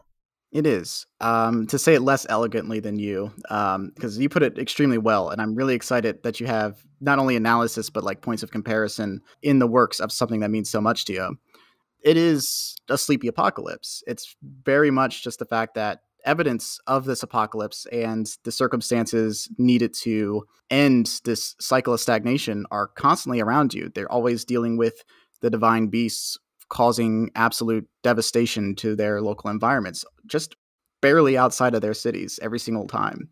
And then if you even go out into Hyrule Field, you can see from the distance just Calamity Ganon sealed away only by like the act of Princess Zelda, who just like made that one Hail Mary choice that has kept things in place for the past century. One razor thin thing could completely fuck the world, basically. And you are the X factor that will push it in one direction or the other. Yeah. That reflects obviously our real world society, where we see evidence of the crumbling society happening around us. And any attempt to meaningfully address it is just met with a very decisive, shut the fuck up. That's why these stories are incredible. Obviously, these were ideas on the mind of even a socially conservative author of 80 years ago. That's why I'm really glad that you picked this game, so we can have conversations about this and about art and its place in how we live in the world around us. Yeah. I think one of the things that's also really interesting for me, like kind of vis-a-vis the kind of real world analog of like, oh my God, we are living down everything that's going wrong right now, is like Breath of the Wild has this remarkable thing where there's a time constraint, but there also isn't. And I think that's one of the things that I loved the most about the game, is that there is a definitive endpoint, kind of, and that you do have to eventually fight Ganon. But it's not constantly breathing down your neck, except in that kind of ominous, it's kind of like It Follows almost. But if the kind of thing that follows in It Follows was following at a mile back instead of like a couple hundred meters at most, where it's kind of like there is an urgency to it, but it's only the urgency that you put on it yourself. And I love like all of the memes in the subreddit where it's like Zelda is dealing with Ganon. Meanwhile, Link is eating his 50th cooked mushroom of the day and pushing boulders around. And I'm like, that is the brilliance of it, right? Because like there is this ability to choose at what point you act and at what point you don't. And I feel like so many video games are like, you don't get the choice of when to act. You act when the video game tells you to. And there's nothing inherently wrong with that. But like having that freedom is almost like a kind of MBTI personality test in a way. And it is just a marvel at the way they've been able to kind of implement that sense of urgency without forcing you to do anything except for when you want to do it. Let's jump ahead a little bit. And I want to sort of address that kind of sentiment you made about the open-endedness of this game and how there are so many approaches that you can make toward it. You can do little side diversions in all the other Zelda games. There is one game, Majora's Mask, which is my favorite, where the time urgency is literal in the sense that you have an hour of real world time or 72 hours in the game itself to save the world, and you're just Groundhog Daying your way through it every single time. It is antithetical to Breath of the Wild functionally, and it's a game that gives a lot of people stress because of that Groundhog Day scenario where you can't do everything in one cycle. This game is you can do as much as you want, and there's no time constraint put on you to do it. You can play exactly as much of this game as you want to, and not a minute more or a minute less. Yep. That's incredible, because one of the central criticisms of Zelda games, especially for older fans, is how linear the progression of the stories have been. There's some level of choice that you can make at some point, but ultimately you're kind of on rails with more of an illusion of freedom in a lot of instances. And Breath of the Wild is sort of going back to what the promise of the original Zelda was, which was open-endedness with some guide to sort of give you a sense of general direction, but through the modern trappings of video games to really fully realize the potential of the original form. I think that's incredible. It's got a lot. There's a lot going for it in its design and in its presentation. Yeah. And I think one of the other things is like, maybe because I just don't know a huge amount about video games writ large, but like when I kind of heard originally before I put in the game into the Switch and started playing like the kind of phrase open-ended game or open world games, I kind of imagined some sort of like nightmare, Leviathan-esque nightmare, where like you could just do whatever awful things you wanted to do and nobody could stop you, and it kind of like encouraged awful behavior. And one of the things that I found and loved about Breath of the Wild is that like it is a fundamentally optimistic world, and so even though it starts with this horrific, literally apocalyptic level failure, it has been crafted in such a way that there's kind of like the kind of gentle everyday optimism in everything that you do. And one of the things that I love about it is like one of the things you can do when you go bump around for hours on end without really doing anything to stop Ganon is you can go to stables in bumfuck nowhere and help an old man get his curry powder or chase horses around. And there's something so kind of aggressively lovely about that. Like it is, you're not going around and you're not free or even encouraged or to, lop people's heads off. Right. There is no violence except for the violence that sort of has to be done. It is an open opportunity to explore and to kind of be like your most childlike and I guess morally kind of not pure because it's a bit weird, but like your most kind of morally happy and morally joyous self. And that open-endedness just means that instead of running the gamut from like doing awful things to doing great things, you're running the gamut from doing like boring average things to doing really lovely things. And the choice is really just about what level of optimism you will kind of participate in. Sure.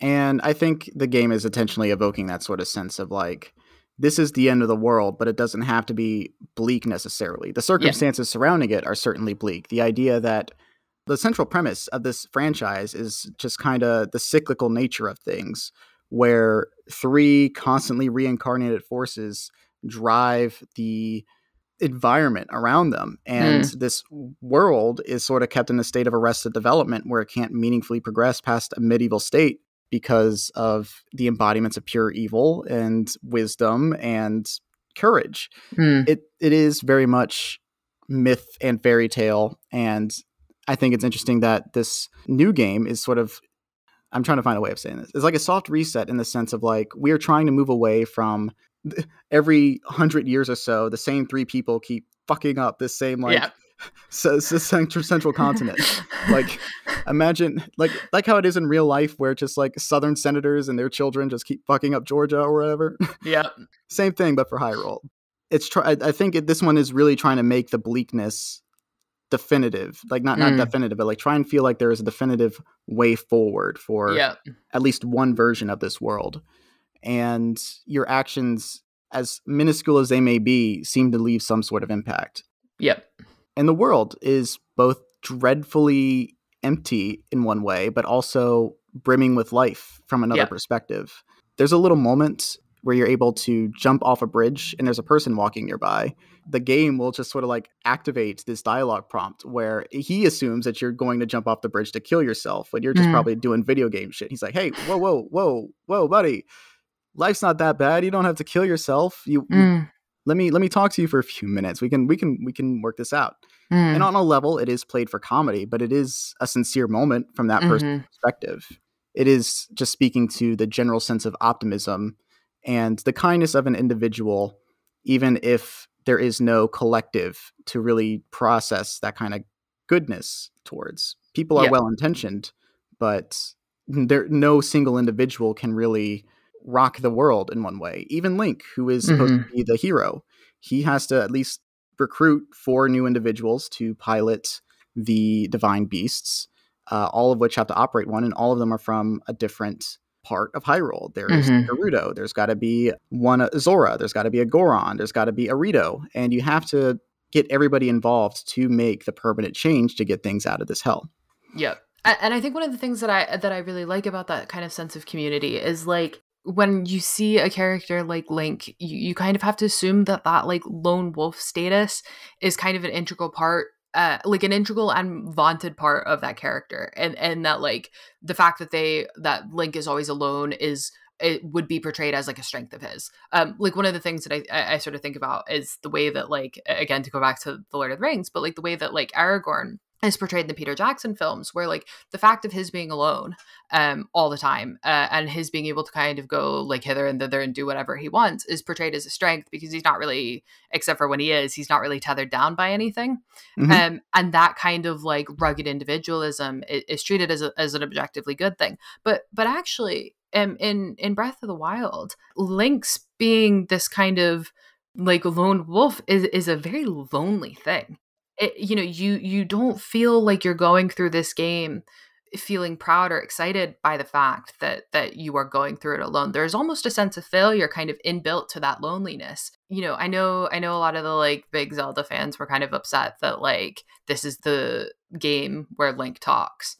But I actually think there's kind of something beautiful in that, because like when you go to, you cross these massive plains of nothingness, not to mean the landscape, but there's no other people for miles and miles and miles, and you show up in these various locations, these cities, these towns, these stables, and you can talk to people, and giving Link that kind of dialogue option for the first time in the series really feels like this is a character who's kind of yearning for that human contact and or maybe not human, but that interpersonal contact, and almost sees that this like failure that has kind of kickstarted this whole story here is there's kind of a not a punishment, but a kind of horrible comorbidity of that, in that like he is totally alone, and the 4 people who he was meant to do this thing with are dead, and he needs some sort of contact, because actually being alone isn't really a good thing, and it's not really nice. No, it isn't. And I think the game does a really good job making the moments where you are interacting with individuals so far and few between that you do have to experience that loneliness on a level. Like you were saying, this is the first game where Link talks, in the sense that your dialogue options are less often in the affirmative than in a negative. Like it's less dialogue options that are just yes, no, and a lot more flavor text to sort of like, sometimes for a sense of humor, but like just more than 1 or 2 word responses is a general sense. So I understand that some people probably have an aversion to that, because Link is supposed to be a representative of the individual in a power fantasy. In one of the developer's own words, like his androgyny is so the person playing the game, regardless of gender, is able to sort of map a part of themselves into that character. Brilliant. But and that's smart. He isn't the character that has like voiced lines like every other character in this game does, at least the major players do. And that voice acting, this is the first Zelda game that features voice acting, at least a canonical entry. We don't need to talk about the Philips CDI games. Gee, it sure is boring around here. My boy, this peace is what all true warriors strive for. I just wonder what Ganon's up to.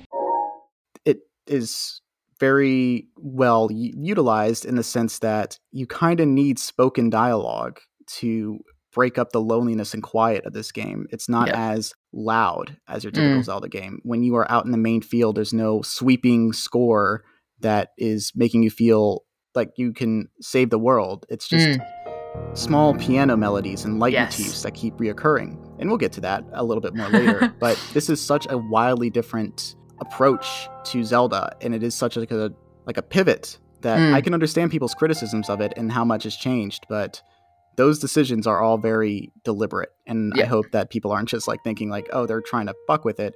They're doing something different and really exploring something on a deeper level than just save the world, you're one guy. And I think it also like it makes Link's silence when he is surrounded, in the sort of flashbacks, when he is surrounded by other people who are talking and like very obviously talking, it makes his silence mean more than just kind of like lonely kind of hero. It makes it feel more at various points like he is either grappling with the enormity of what it means to be in the position that he's in, or that he really doesn't know what the hell to do with someone like Zelda, who's in probably the worst possible position anyone could ever imagine being in. And that kind of silence, I think, feels slightly more profound. Maybe that's just me over-rationalizing my favorite game, but I think there is kind of something really kind of extra intense about it. And it also kind of feels like a flip on what the normal kind of silence is, where it's, to talk about some Arnie movies, it's the kind of silent or not often speaking characters who are doing that because the only way that they can communicate is through like brawn and muscle. Link's not really that. Link's silence is kind of kind of reverential, I guess, but it's kind of aggressively respectful of the things that like words can't reach. And that is like nice, like great. I love seeing that. And I love seeing respect for like, and I know this is ironic coming from me specifically, but I love seeing respect for the fine art of just shutting the fuck up sometimes.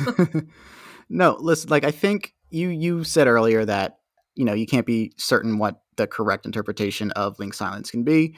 And that is kind of the beauty of it. The same way that you can project your personality onto Link because he is a silent protagonist, you can do the same for just this world and what it represents to you at large, because there's so much space for you to fill in blanks. The game is telling you stories visually. There's a lot of visual storytelling, and then there's the actual moments of where the silence is broken. But what you do in between those big moments is entirely up to you. That is your experience. No two people are going to have the exact same experience playing this game because it is so open-ended that it is just impossible to replicate. Yeah. You get at things at your own pace, and the game does sort of guide you to where the things that you are supposed to do to reach the end state. It doesn't tell you the best way to approach any specific situation. Yeah. So again, that's that open-endedness. It's your interpretation. There is no wildly incorrect way of doing something if it gets you to your intended goal. Yeah. And I think that's the other thing as well, because like I think narratively and stylistically, Breath of the Wild has a really clear and kind of strong thesis. Like nobody goes into this game and comes out of it not knowing what the point of it was. And yet it's not overt. Like the point of the thesis of this game is never written out in dialogue. And I think that is reflective of a kind of immense amount of trust that the game developers had in their audience. And also I would say the kind of immense amount of confidence that they had in themselves and the craftsmanship that they were doing, in that they knew that they could lay down the foundations for the point that they were trying to make and not need to, spray paint it across the game or put it up in neon lights. And they had the confidence that they laid that groundwork well enough, and the trust in their audience that their audience would pick up what they were laying down. And the rest of it, they could let to sort of, not ambiguity's sake, but let to kind of like you're saying, this kind of personal kind of interpretation's sake. And that is something that I feel like, sorry to grind an axe right now against pop culture writ large, but that's something that I feel is kind of lacking in a lot of contemporary movies and TV shows, is that kind of sense of trust in the audience that you are, number one, you as an artist are not smarter than your audience. And number two, that whatever interpretations your audience may bring to the work that you're doing, your thesis is strong enough that the fundamental point of it will not be lost in whatever your audience brings to it. And Breath of the Wild is so confident in that. It is such a breath of fresh air. No, I mean, a breath. I get it now. But number one, please grind your axes. What is a podcast but us just shouting into the wind and getting our grievances out there? No, I understand your point about the art of shutting the fuck up, because like you were saying, this lack of confidence in your own ability to convey a point and tell a story is becoming a major issue in a lot of big stories lately. A pertinent example of the art of shutting the fuck up is just the contrast between Peter Jackson's Lord of the Rings and the one episode I have watched of Rings of Power, where there is no breathing room whatsoever between scenes, and everyone is sort of just talking their feelings outwardly. There's no contemplation of anything. There's a lot of cool visuals. There's a lot of great visuals. And I wish the story was just doing a lot more visual stuff and not just all right, here's narration. All right, here is scenes of people talking about their feelings and exactly what they are, where they are standing right now. And let's just keep doing that. More talking, more talking. Episode's over now. The walking was the big joke about Lord of the Rings. And I feel like this is going to be the talking. There's too much saying and not enough doing. Yep. And I think there's kind of something funny in that yeah, fuck it. There's no non-pretentious way of saying this. So Jean-Luc Godard died today, the day that we were recording this. And someone on my timeline dragged out a really brilliant, if slightly wanky, interview from 1996. So one of the things that the interview asked him about was his kind of preoccupation with the structure of narratives and how narrative work. And in response to this kind of interesting half question, he says, "When you become older, the analysis of the structure is part of the novel itself. It's the difference between James Joyce's Ulysses and Earl Stanley Gardner. In Perry Mason, the mystery is only the mystery of describing, whereas with Joyce, the mystery of the writing itself is part of the novel. The observer and the universe are part of the same universe. It's what science discovered at the beginning of the century when they say you can't tell where an atomic particle is. You know where they are, but not their speed, or you know their speed, but not their place, because it depends on you. The one who describes is part of the description, right? And there's this sense of awareness of the audience. And the sense that like what the audience brings to something necessarily informs what that actual thing is.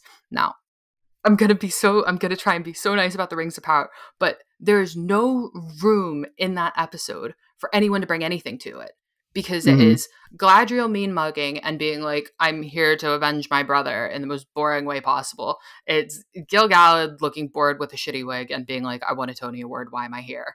It's Elrond being like, you people are only here because you watch Game of Thrones, and also I'm just going to be weird and kind of like vaguely Sorkin-esque. And there's no room for any sort of, not like ambiguity in terms of what the point of this thing is, but like any sort of thought or like critical interpretation of what's on screen, because what's on screen is literally what's on screen, and fuck the audience and fuck what they bring to it. And there's no point in having an audience, because as far as Amazon is concerned, this thing is never going to make its return on investment anyways. And from the minute this thing was filmed, it was filmed as objectively as possible, and it is not a piece of art that's up for interpretation. It's a fucking commercial. It's a TV commercial, and that's it. Sure. I mean, there's a lot of just anti-art sentiment everywhere in terms of the blockbuster space, and I would say mainstream art in general in this, especially in America, where every act of ambiguity is seen as a failure. We now see writers being upset that people are anticipating their foreshadowing and pivoting consciously as a result of that. It's insecure. There's a lot of insecurity about being misunderstood. And I understand that in terms of we are now in a social media age, and there is like a very instant reaction to everything now. That's scary. That's like, I understand like it's a terrifying thing to be so widely known, and the act of being misunderstood may reflect poorly on you in some way.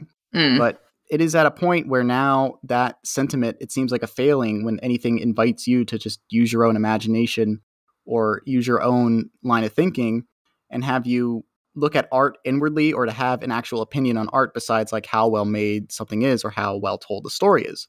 Yep. There's a lot of perception among Americans that foreign cinema or older films are inherently pretentious.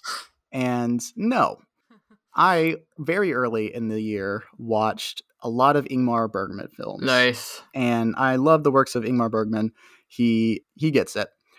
But I was always under the impression that these works were super challenging. And he does have a lot of like abstract works that don't make themselves apparent from the first watch, like Cries and Whispers. But movies like The Seventh Seal or Wild Strawberries, they're not very heady works. They have a lot on their mind, and there's a lot to interpret from it. But as actual stories, they're very easy to understand and very easy to appreciate just on the surface level. And then there's this layers and layers underneath how he tells those stories that make it rewarding to think about after you watch it, and make it rewarding to watch again and again. That's what art is. It's something that you want to have people enjoy more than once so it can last.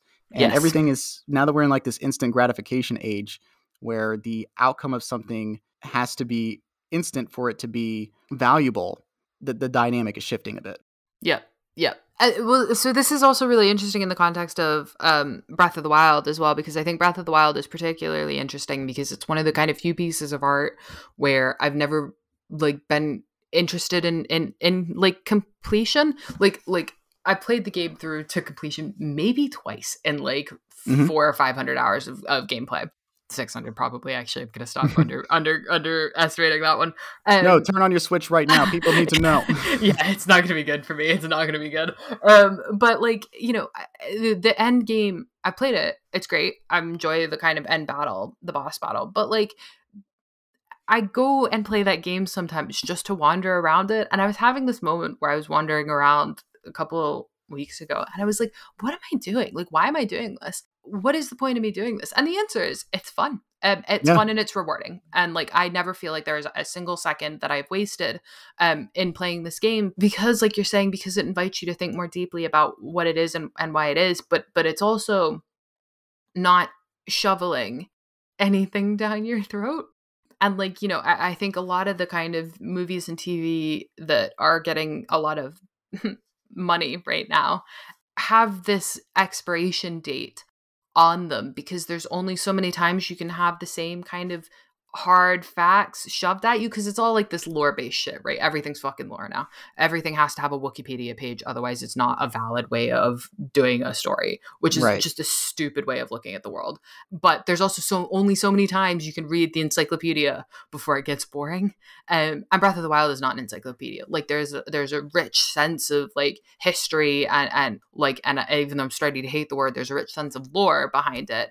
None of that feels like rote memorization. None of that feels like you have to know it to experience it. I came to this game with no knowledge of Legend of Zelda at all. And I don't feel like I suffered at all for that because the game lets you know more if you would like to know more, but it doesn't demand that you know more, and it doesn't sit you down and teach you a fucking lesson in this is Glop Shido number 3 and this is Zelda's Glop Shido. It doesn't care. It's not interested in that. It's interested in the experience of experiencing art. The story isn't told through words, it's told through action. Yeah. It's up to you to decide to read into that. It is the kind of game that you get out of it what you put into it. Yep. That's not to say that everybody who doesn't enjoy this game is playing it wrong. But I should try it again. All right, well, you said it. But I do think that this is a game that does test how open-minded people are. Yep. Because it isn't concerned with keeping you entertained every minute you play it. Their video games don't have to be slow just in those moments where you're going through a cracked wall and a loading screen is hidden. No, you can actually have like a moment to yourself. Yep. Maybe if you want to, like I do sometimes, use those quiet moments to catch up on your podcasts and listen to some music that wouldn't be intrusive to your experience in the moment. But you can also just sort of sit with that silence and really try and take in the world and find your own stories to tell. It's a game of discovery. And that's a part of what I mean when you get as much out of it as you put into it. There's so much everywhere. Yep. And I think it's also because the silences are worth experiencing. Because the sort of detail work put into this game is just utterly mind-blowing. Even when you are kind of sitting there and it's like that kind of Miyazaki-esque kind of silence watching the kind of grass blow in the wind. The grass in this game does blow in the wind, and I know that's not really like a technologically impressive thing, but there's so much that is technically impressive about the kind of quieter moments of this game. Whether it's kind of the impressive Foley work, like the sound that your footsteps make change based off of the armor that you're wearing and whether it's raining or not and what surface you're walking on and how much weaponry you're carrying. And that is an incredible detail, but also like the NPCs will react to you doing things in a massive variety of ways. And it just, that level of sort of like care and thought into the things that don't quote unquote count means that even the silences are still really rich. And you get this sense that like this is not a game that was kind of produced on an assembly line. It's a game that was like properly crafted and like it is a labor of love more than like a labor for the sake of extracting value. No, I mean, it is definitely a game that is counting on doing more than just selling the requisite number of units, which does bring me to my next thing here. Breath of the Wild was a massive, massive success for Nintendo. It won multiple Game of the Year awards in 2017 against a huge, like we talked about earlier, not a weak year for games. It has a score of 97 on Metacritic. It has sold nearly 29 million copies, making it the 4th best-selling game on the Nintendo Switch, the single best-selling Zelda game in this series, and the 25th best-selling video game of all time. So, but we're not here. Yeah, we're not here to reduce the legacy of Breath of the Wild to a series of numbers. We're here to discuss its impact on its players, and you've done a really good job so far explaining why you picked this game and its significance to you personally. And I want to ask you, what do you think that this game does that more video games should do? Because so many games are influenced by Breath of the Wild. You see that there's that stereotype now where a person is standing in like a green pasture on a bit of elevation, just looking at like the world in front of them and taking in the possibilities. There's been so many different takeaways by developers about the success of this game. And we'll get into a bit of what this game is probably trying to communicate to people on the developer side of things later. But for you, in your personal experience, what do you like about this game that you think more games in general should do? Breath of the Wild doesn't fight against being broken. I think some of the best moments in Breath of the Wild come from the moments in which the game itself breaks. And like this may be like whether it's like the sort of engine, the game engine, or whether it's just like the kind of idiosyncrasies of how the mechanics of the game work. Like, you know, the wind bombing stuff. I'm horrible at it. I can't do it, but I love watching videos of people do it. And like, and the fact that this game does so the kind of comparison in my head is like back in the day when they still did these things. If you change the time on your GameCube to move forward and backwards in Animal Crossing, you'd get bitched at. Or if you did a reset to save scam, Rossetti would show up and bitch at you. And what that was is the game developers and the game itself rebelling against being broken or not used properly. But Breath of the Wild never does anything like that. Breath of the Wild is never trying to like cajole you into playing or using the game only in one specific way. And the game often works the best and is the most fun when it's not being used as it was like strictly intended to. And I think having that, like if more game developers kind of had that sense of faith in their user base and were more willing to just let the kind of joy of things being broken be a part of the gaming experience, I think you'd get so much more mileage out of these games. Right. I 100% agree with you. The open-endedness of its design and it not being too concerned about what the player is doing because it encourages, you know, your imagination. Those slow contemplative moments are meant to encourage your imagination. It would stand to reason that everything you're doing, every minute you're playing it, should encourage you to think creatively about something. So something amazing that this game does that sort of rebels from the traditional fashion. Traditionally, a Zelda game has you go to a dungeon, you acquire an item within, use that item to progress within the dungeon, and then beat the boss, possibly incorporating that item into the strategy. From that point forward in the game, you can use that item to sort of likely get to the next area of the game. One example of it in Majora's Mask, you go to the Swamp Temple, you get the bow and arrow in there, and that bow and arrow can be used to break down an icicle that gets you into the ice area later in the game. Things like that. But here, all of the tools are available to you at the very beginning of the game. There's a small landmass that you are using as a tutorial area that feels massive just to start. And then you complete that area, you get all the tools available to you, the stasis, the magnesis, and then the bombs, in addition to your standard sword, shield, however you use to fight and defend yourself. They're all available to you into the opening hours of the game. After you get out of that tutorial area, you have basically everything you need to complete the game. It is just up to you to acquire the skill, the weaponry, and the health and stamina to make performing tasks easier. Yep. There's the Master Sword that you need to get at some point in the game to actually slay evil. But you don't need it to beat the game. It is just like highly encouraged that you do for the sake of the story. It's great. I think it's great that the game just encourages you to sort of approach things on your own. From like the very beginning of not the very beginning of the game, but once you know on the map where the 4 divine beasts are, there's no set order that you have to do them in. You can approach them on your own. You get various powers from them. So when you replay the game, you can think like, oh, well, I would rather have this power early on in the game and then get this power later. That's really up to you to determine how you want to do those and what benefit you gain from it. Because it's just accumulating enough power and confidence and ability to take on the ultimate threat that has been plaguing this world for 100 years. So that's what I love about this game. It's just it's basically like, look, we wrote a book, read as many pages as you want and get as much out of it as you need to, and then get to the last page when you think you know enough. Yeah. Well, and that's, I think, the thing that's like, it's just delightful about this game is that I guess it kind of doesn't really matter who you are almost inevitably going to get to the end of this game. So the divergent paths to get there is fascinating. Now, like, I am probably the world's most annoying gamer in some ways because I love Wikipediaing everything instead of figuring it out myself. I always, like, game facts back in the day was my shit. And nowadays it's whatever the Breath of the Wild wiki is. But I don't solve these puzzles myself. I get frustrated by them very quickly, and I'm like, I'm going online. It hurts me to say this, but, like, you know, there are literal toddlers who can solve these puzzles in incredibly ingenious ways, which means there are literal toddlers who can get to the end of this game, and they will do it in such a wildly divergent way to how I've done it that we both technically played the same game, but we also really haven't technically played the same game. Like, we've had such, like, completely divergent experiences based entirely on, like, what our kind of personal approaches to the world are.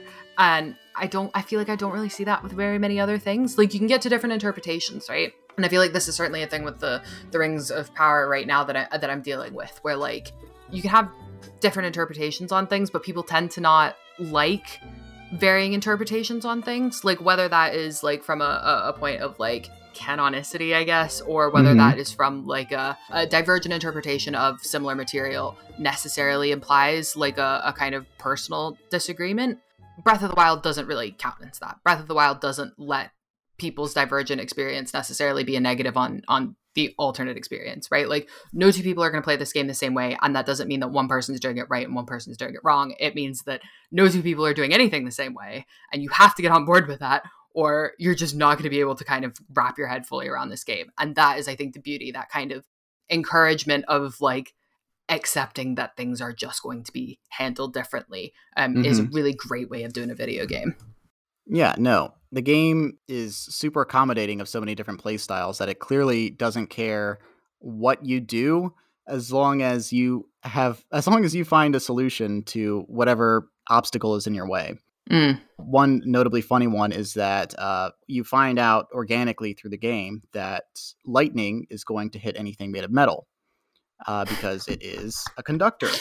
And you can use that to solve puzzles if you want to. If you need to channel electricity from one end to another, you can do something as ridiculous as just putting the weapons in your inventory down in a line to lead a trail of metal to a specific spot.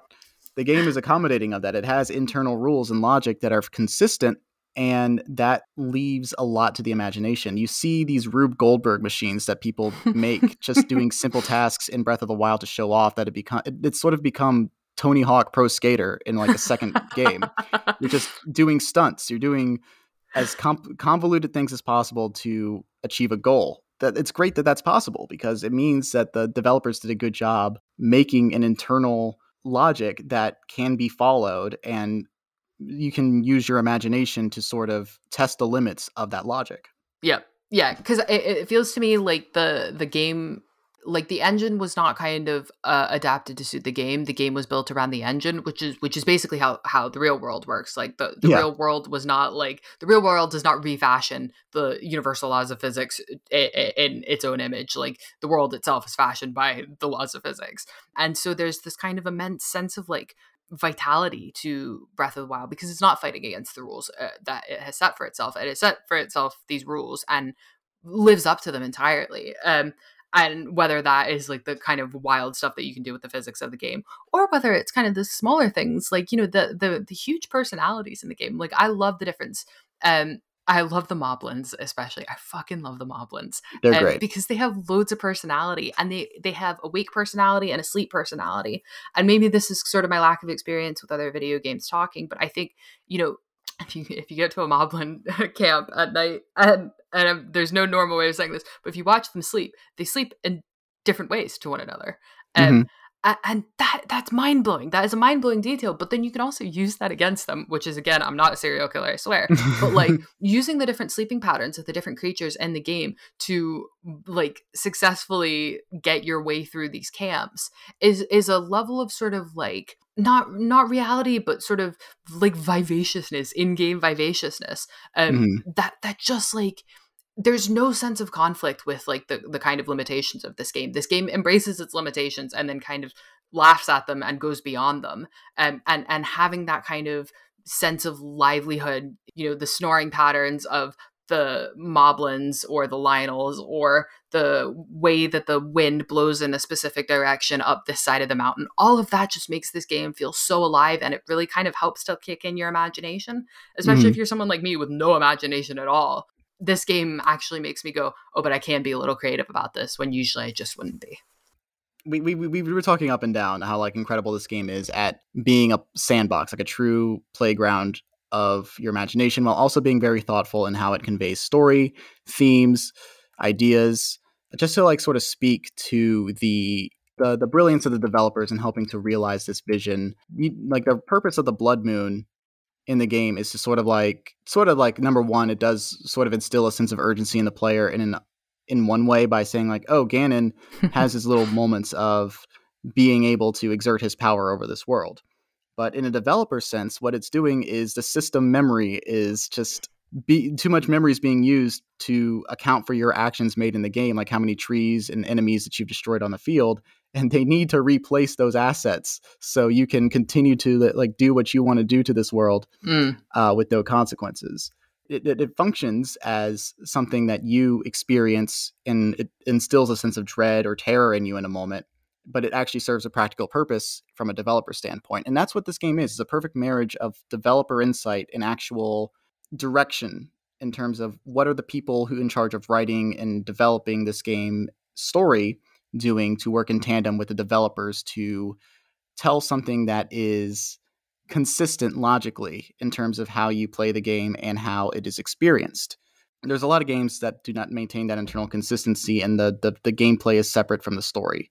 But this is a perfect marriage of that, and that's what embodies those kinds of experiences. Are what gaming are to me as an art form, is not trying to make interactive movies, but create interactive experiences that are telling stories that only video games can tell. Yeah. And I think, in some ways it kind of reminds me of my other favorite thing to talk about, which is Star Wars, right? Because like Star Wars is not a particularly unique story. Like it's actually like an archetypal story, right? Like it is quite a dull story as these things go. The thing about the original Star Wars trilogy that works so brilliantly is that it is movies done at 100%, right? It is the cinema, movies, film, whatever, as an art form, firing on all cylinders. It's John Williams' score operating at 100. It is the magic of ILM operating at 100. It is Carrie Fisher saving the scripts operating at 100.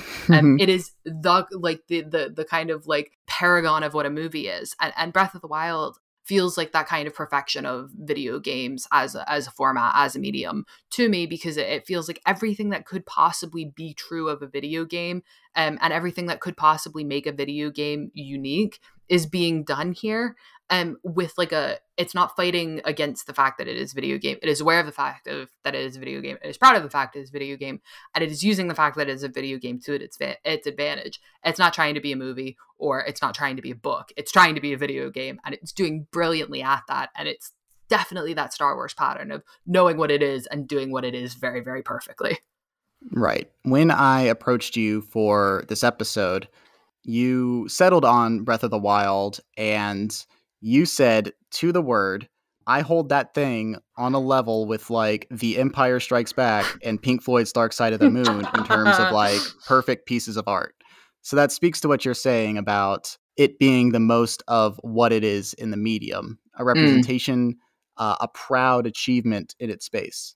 Yeah. Yeah. Yeah. And I think that's also the other thing is, right, like it kind of comes at I don't think, like as with Star Wars, right, like Star Wars, 77 to 83, there will be millions more movies that come after Star Wars. There will be millions more video games that come after Breath of the Wild. But the question for me, as I go through literally every game that I will ever play now, is, does this match up to Breath of the Wild? Not in terms of like, does it look and feel like Breath of the Wild, but is this doing technically and narratively what Breath of the Wild was able to do? And if it's not matching up to that, then I feel like we've kind of hit peak video game and everything else is going to struggle to get to that, in the same way that nothing ever, because I'm a hollow shell of a human being, nothing will ever reach the peaks of hearing the Imperial March for the first time in Empire Strikes Back. Like that is peak movie for me, and we'll never come back from there. But it has also bettered all video games to come, in the same way that Star Wars has hopefully Maybe, although that influence might be lessened, better at all movies to come. I 100% agree with that sentiment. The impact this game has made on the industry cannot be denied, whether it is in the game mechanics, the aesthetics, and a design philosophy, which we have so exhaustively talked about in this past hour. Aspects of Breath of the Wild have appeared in so many games since its released, whether it's Genshin Impact, Immortals Phoenix Rising, the sequel to Horizon Zero Dawn, Horizon Forbidden West, even incorporates elements of it into, like, it is learning from the competition in a way. Then there are franchises with established styles, even, that have incorporated elements from Breath of the Wild, like Pokemon Legends Arceus, which is another series developed by Nintendo. It is trying to get a piece of that pie in terms of trying to crack the egg of, okay, this worked with Breath of the Wild, surely it'll work with us. And you know what? I really like Pokemon Legends Arceus. I think they did a good job, and I'm looking forward to see what the next entry of the game is as a response to that. But I digress. Elden Ring, which, the FromSoft games were already wildly influenced by past Zelda games, and now it's learning from the most recent one to make its own statement on what an open world game can be, and taking esoteric thought and storytelling into a new direction. That's why I love the game, is because it is doing the most video game stuff to convey and tell its story. It's clear the game has made an impact. I love the influence that it's had, but no game is perfect, and we also have to do a thing on the show where we have to kill our darlings a little bit. What is something that you wish this game did better, or what is something about it that you wish you could change to make the experience just a little bit better? Yeah, so I think the kind of classic answer to this, everyone complains about the weapon's durability. I don't care about that. And maybe this is like kind of a cop-out answer. I wish there were a static camera option. Like, I wish there were a kind of, because you've got almost complete control over the camera. I wish there had been some sort of storyboarded version of all of the locations where I could just turn on a toggle and have it pick what the best looking camera location would be. Sure. Number one, because it would make me less queasy. But number two, I would have loved to see what this game had looked like to the devs as they were imagining it, not as in terms of like a 360-degree world, but like what in each of these kind of key locations what is the look of this actual location. And I feel like at points, by virtue of it being so open world, there's not as strong of a sense of like kind of creative personality, like creative trademark, I guess, in it. Like, yeah, like there's Satori Mountain, whatever. But like, I would love to have seen those kind of like slightly more personal trademarks from the devs, and also a little bit of the less queasy camera. Okay, I understand what you mean. You kind of want a more moments, not cinematic necessarily, but sort of like shared reality, where people would experience the same thing in like a certain place, where this game is so open-ended, like you said, that you can approach a landmark from more than one place. Yeah. So there aren't a lot of moments where things narrow down a bit and there's really only one path in. Even the final area has so many ways that you can approach it, and there's so many different things that you can do that are completely optional. It is very open-ended. Sometimes that can be to the detriment of the experience, because it makes those like singular moments of just wow factor a little far and few between. Yeah. Especially because I always find the stupidest way possible of like discovering things. So I'm like, sometimes I just need someone to save me from myself. I understand that. For me, I disagree with a lot of the critiques about Breath of the Wild. You alluded to one earlier, and I'm getting to it in a second. But I also completely understand them. There's stuff that I disagree with, but have come to terms with the idea like, okay, clearly this isn't for everybody. If it is impairing your experience that badly that it is negatively impacting it, I cannot take that away from you. It just depends on how you approach that conversation. Anyway, the fact that you get every tool at the start of the game is incredible, but it also runs the risk of the game feeling repetitive for some, because like you said, you can get as much out of this game as you want to put in, but you also have to sort of get creative with a lot of the tools at your disposal to really feel like you get to really feel like you are making the most of them. One of the central criticisms of the game is the weapon degradation mechanic that you talked about. Basically, every weapon in the game has a limit to the number of times they can be used, and inevitably they will break. The only weapon that cannot break permanently is the Master Sword, which is the iconic weapon of the franchise. But even it runs out of energy, and it takes 10 minutes to recharge before you can use it again. Same. Now, yeah. And that's getting to this thing that I'm saying. Like, here's my defense for the weapon degradation mechanic to me and why it works on a thematic level. Like I said, the reason this particular mechanic receives criticism is understandable, but it serves a thematic purpose, which friend of the pod, Mark Normandin, posted on Twitter earlier today so succinctly and beautifully. Quote, "Weapon degradation in Breath of the Wild was an excellent narrative device to tell the story of a breaking, dying world. Mm-hmm. And also, it was cool as hell to grab a skeleton arm and bash another skeleton to death with it." Yes, right on, Mark, right on. Yeah. Yep. Inside me are two wolves. Yeah, you can do baseball as well with their heads. I found this out the other day. Like when you get one of the heads on the ground, you can whack it. Well, I guess it's not baseball. I guess it's more field hockey, and that is some of the most fun I've ever had. Yeah, I really like the shield surfing stuff, like things that you want to. Like, there's just so much that you can do in terms of gymnastics to get around, but that kind of ties into what my personal criticism of the game is, which is kind of the locomotion. Like, obviously there's lots of ways of getting around, and you can glide, and the gliding's great. And I guess this is just like a minor whine. I kind of wish, if I could like be really personal about something real quick. I know that the pace is deliberate. I've defended it. But sometimes I want to keep running. Yeah. And I don't want the stamina wheel to go down whenever I run. Oh my god. And I wish there was just like a way to delineate stamina in a sense of like, okay, for climbing, yes. Yep.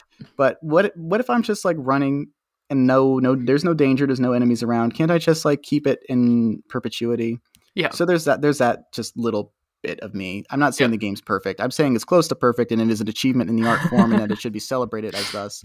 But I can't say that it's perfect. So that's fair. I think you should be able to, like, when your kind of stamina bar is, or your stamina wheel is getting towards the end, you should be able to like tuck and roll like you can in all the other Zelda games, and just kind of roll around for a bit instead of get the full run.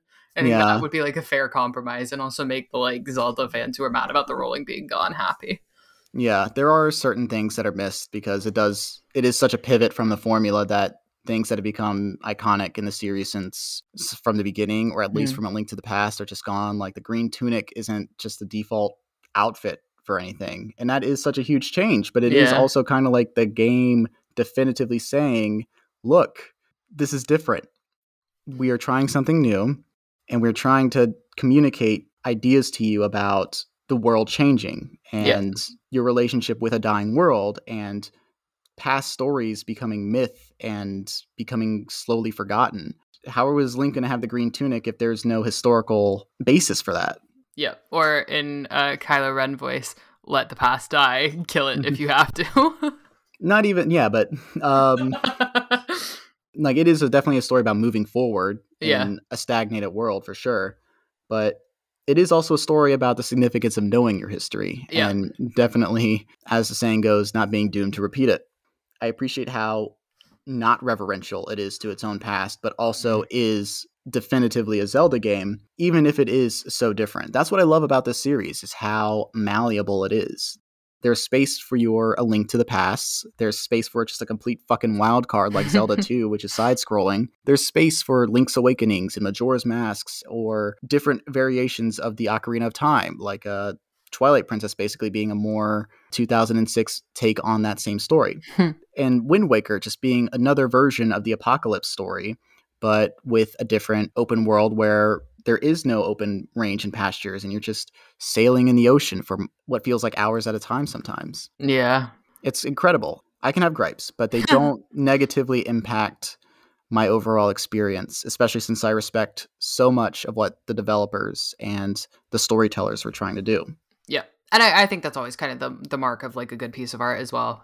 Because I go through pretty much everything. Star Wars especially. God, I would fucking fist fight George Lucas in the street right now if I could. But, J.R.R. Tolkien's works are, on everything of importance, I disagree with Tolkien and yet still love his work, and can go through and rip it to shreds for how ridiculous it is and still get something out of it in the end. And I think like that is kind of the nice thing about Breath of the Wild, is that like it stands on its own merits regardless really of what anyone can pull out to critique about it, like, which is not to say that the critiques are less valid, but like you can critique it all you want, and that critique is only kind of a testament to how good it is, because people want to put the effort into critique it instead of just ignore it when it's done.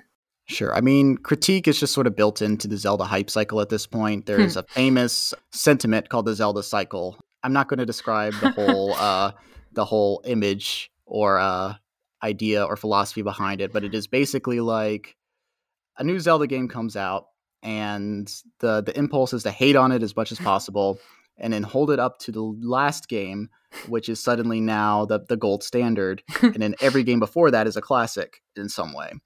But that game that previously came out, however, was hated at the time, and eventually another Zelda game is going to come out, and it's going to be hated, and it's going to be compared to the game that just came out that was being hated on. Utterly exhausting. It is in a franchise about cycles, even its fan base is perpetuating cycles. Brilliant. Yeah, that's the very like nice and optimistic way of doing that, and we just need to bully more of these dweebs into not being annoying about games. I mean, like I said, I'm not trying to shield any work of art from criticism, but it is just very funny that the more things change, the more things stay the same. There you go. How many times can we say variations of that in 2.5 hours so far? So many people have talked about this game's impact on the video game industry, including me multiple times in this episode. It was a crucial launch title for the Nintendo Switch. It challenged the norms of the open world formula, and it dared the rest of the industry to do better, so on and so forth. But as for you, Em, how has it impacted your taste in media and what you look for? Yeah, I mean, I guess in some ways it kind of put me on the path to Lord of the Rings in a lot of ways, because I think, you know, I was kind of contrary about things like the Lord of the Rings and things like the Legend of Zelda in equal measure, in that, like, you know, I had my Star Wars, I had back in the day, I had my Harry Potter, and I don't need these other things that are for worse nerds than me. And then having Breath of the Wild come out and kind of rattle that foundation of I don't need this meant that I kind of felt like I had to go back and give a fair pass to a whole bunch of things that I hadn't really given a fair shot to anymore. So in that, it was good. But I think also in some ways, it kind of allowed me to, and this is really the last thing I ever needed, but like it allowed me to kind of be more pretentious about what I picked, because it set the standard so high. But in setting the standard so high, it also meant that standard was achievable, because whereas the sort of upper limit for me in video games before had been good, but not knock down, drag out amazing, I just sort of assumed that it would always be impossible for a video game to be knock down, drag out amazing to me. In comes Breath of the Wild, and it sets the bar so high that it makes that bar a reality. And now I'm like, oh, well, I can actually expect this quality out of video games, and I can expect this level of thoughtfulness and this level of sort of coherency. And it's not unreasonable to think that, and it's not impossible of video games as a genre. And so it meant that, like, in the video games that I went to after that, like, if they weren't perfect, it wasn't an indictment of video games as a genre. It was just that this one game wasn't hitting that standard. And I could go try 10 different more video games to find what would be good for, you know, what would kind of reach up to what I was wanting. And I didn't need to kind of just throw out video games writ large. And then it just meant that I could do that for everything else as well, because like Breath of the Wild becomes the new narrative standard for everything. TV, books, movies, they all kind of now have to reach this standard of this is the level of detail orientation that you can expect out of things. And it just meant that like this kind of mindset of you take the slop that is thrown in your pig trough and you eat it and you fucking like it, and you wear your Disney hat and are proud of it. It kind of obliterated that for me in a lot of ways. And so I will kind of always have this like weird kind of like sycophantic kind of gratefulness to it, because like being told that you can actually expect decent art is quite revelationary in some ways. Like it's nice. It's not. I understand what you mean. I don't think it's necessarily pretentious to expect better out of others, especially when they have the resources to do so. We talked about Stardew Valley earlier, which is developed by Concerned Ape and is solely one individual who developed that game. He does the music. He does everything in that game was his vision and his vision alone. and we celebrate it for that. But the thing about Breath of the Wild is that it is this huge game changer, but it is in the AAA blockbuster space. Mm-hmm. And that is just kind of making it harder for the idea that big things are inherently going to be less good just because there's too many hands to worry about and too much executive meddling to really have a cohesive, strong vision behind it, because Nintendo isn't great at a lot of things. I love their video games, but there are so many things that they do not have to do, and they're so stubborn about. It's like they're still using dot matrix over there. Like, what the hell? But somehow they continue to crank out masterpieces at a relatively consistent rate. And this is just a strong example of that. With that in mind, it is just kind of harder and harder for me to justify and forgive the idea that big budget things that have a lot of money behind it cannot reach a certain level of quality and cannot challenge us or be better than the standard that they're right now held to, especially Disney, where we are too forgiving, or at least a lot of people are too forgiving of mediocrity. Yep. So I don't think that you're pretentious for necessarily saying that. It's just like it is a game that is advocating for the collective, but it is also a game that is such like a collaborative work of art. Yeah. And it achieves that. It does what it sets out to do on a developer level.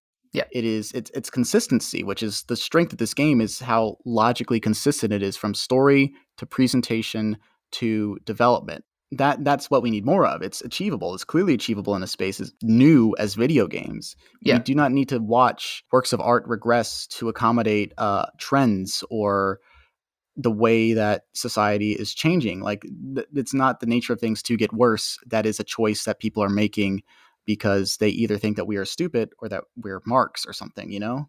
Yeah. Yeah. And I think that's that other thing is, like, I hate to do this because, like, it's such a thing, but like Rian Johnson, right, just premiered Glass Onion and got asked a really fascinating question. Not a fascinating question. The question itself was stupid, and the journalist who asked it should feel bad.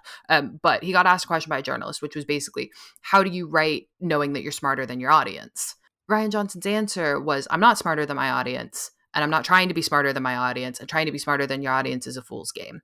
That does two things, right? That is like an act of humility as a director and a screenwriter, which I think is good, but it's also a show of faith and trust in the movie-going audience, the general movie-going audience. And I think that kind of faith and trust that like Rian Johnson showed in answering that question is the faith and trust that like Nintendo showed for the sort of video game players worldwide with Breath of the Wild. And it is a kind of like compact in some ways, where they're like, we will give you good games on the expectation that you will not rise to the challenge, but on the expectation that you are deserving of good games, and on the expectation that this is not something that like is not above your level, but isn't something that would jive for you. And the fact that Breath of the Wild is like one of the best-selling games of all time shows that people do want this stuff. They don't have to just have the fucking MCU slop. They do want and will respond positively to things that are reaching people where they're at. It's now kind of incumbent on creatives to reach people where they're at. And Breath of the Wild is just that like remarkable, bright, shining entry into that canon of not treating audiences like they're dipshits. Right. This game feels both like taking the training wheels off of a concept, but also putting a new set of training wheels on, because there's a sequel coming out and we'll talk about it in a second. But the way that this just openly defies the convention of what open world games were at the time and are growing out of slowly, hopefully, is just like the constant, oh, look at this thing, and like using mini maps and HUDs to distract the user and overwhelm them with so much information so as to ensure that they're not bored. This is deliberate minimalism in a world that has so much to do. And it's just sort of counting on you to sort of follow the breadcrumbs to find something. And that takes a tremendous amount of trust in its audience, and they apparently respected that. And now that philosophy is being incorporated into other games like Elden Ring, which obviously has its own, obviously had its own set of discourse over those design philosophies. And there are valid criticisms for the final product. But I do think that this is ultimately a better direction than just, again, thinking that the audience is some sort of rube and that they need to play every single part of the game and have every single thing signposted to them. Otherwise, they're just missing out on more game. It's going for the quality route and taking those distracting bits out and just letting them live in the game and getting immersed in it. It's clearly more rewarding. And yes, the game does feel simple in a lot of ways because of how immediately accessible most of your resources are. Mm-hmm. And that's why I think it's like a new set of training wheels on. It's setting a new standard, and it's Yeah. saying like, I dare you to build off of it. And sometimes people deliver on it, and in other instances, they're just like, all right, we took the coat of paint and put it over our thing. Now the open world game has a glider in it. And it's like, we're not talking about the gliders, asshole. We're talking about the rest of it. Yeah, put that on my tombstone. Yeah. Fucking like, okay, here's an open world game with a glider. I'm sick of that, man. Yeah. It's also like, I think it's kind of a part and parcel of this wider issue where like there will be something that will break the mold, and then instead of continuing to shatter the mold and do things that exist outside the mold just gets reshaped. And so like, we're seeing this kind of rise of like, but it's not even like a rise, because like Rian Johnson's Knives Out came out, did beautifully, and then suddenly there was a whole bunch of revivals of the fucking Poirot films, right? Kenneth Branagh, who has not had a single creative thought in his entire life, picked up Poirot and resuscitated that bloated, fetid corpse and made just a joke of a movie.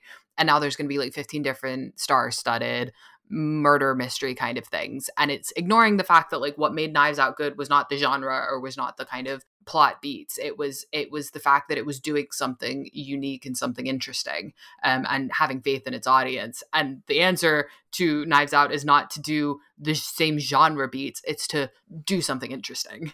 The culture industry will do what the culture industry wills, but it would be nice to see that kind of level of creativity and actual risk-taking kind of continue onwards.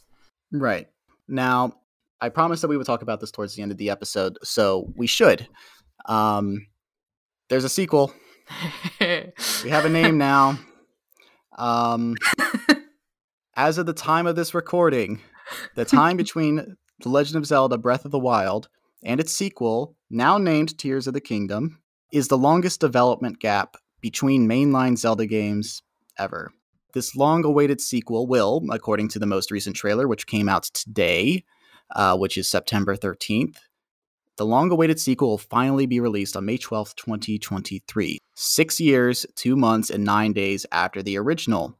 Since the previous game was so important from you, Em, what do you want from Tears of the Kingdom? And be as reasonable or as unreasonable as you want to be. No limits. You can choose to have like, you're like, okay, I understand, like I can't get everything, or you can just be like, I want fucking wings. You can do whatever you want. Like, this is your space to play in. What do you want from this game? Yeah, man, you know what? They had those couple bits of teaser trailer footage from however many years ago now, and I cannot believe it's been years, where it looked like Zelda and Link were fucking around together, and everyone was like, you can play Zelda now. I doubt they'll do that. But God, my heart would be full if you could. That would be good.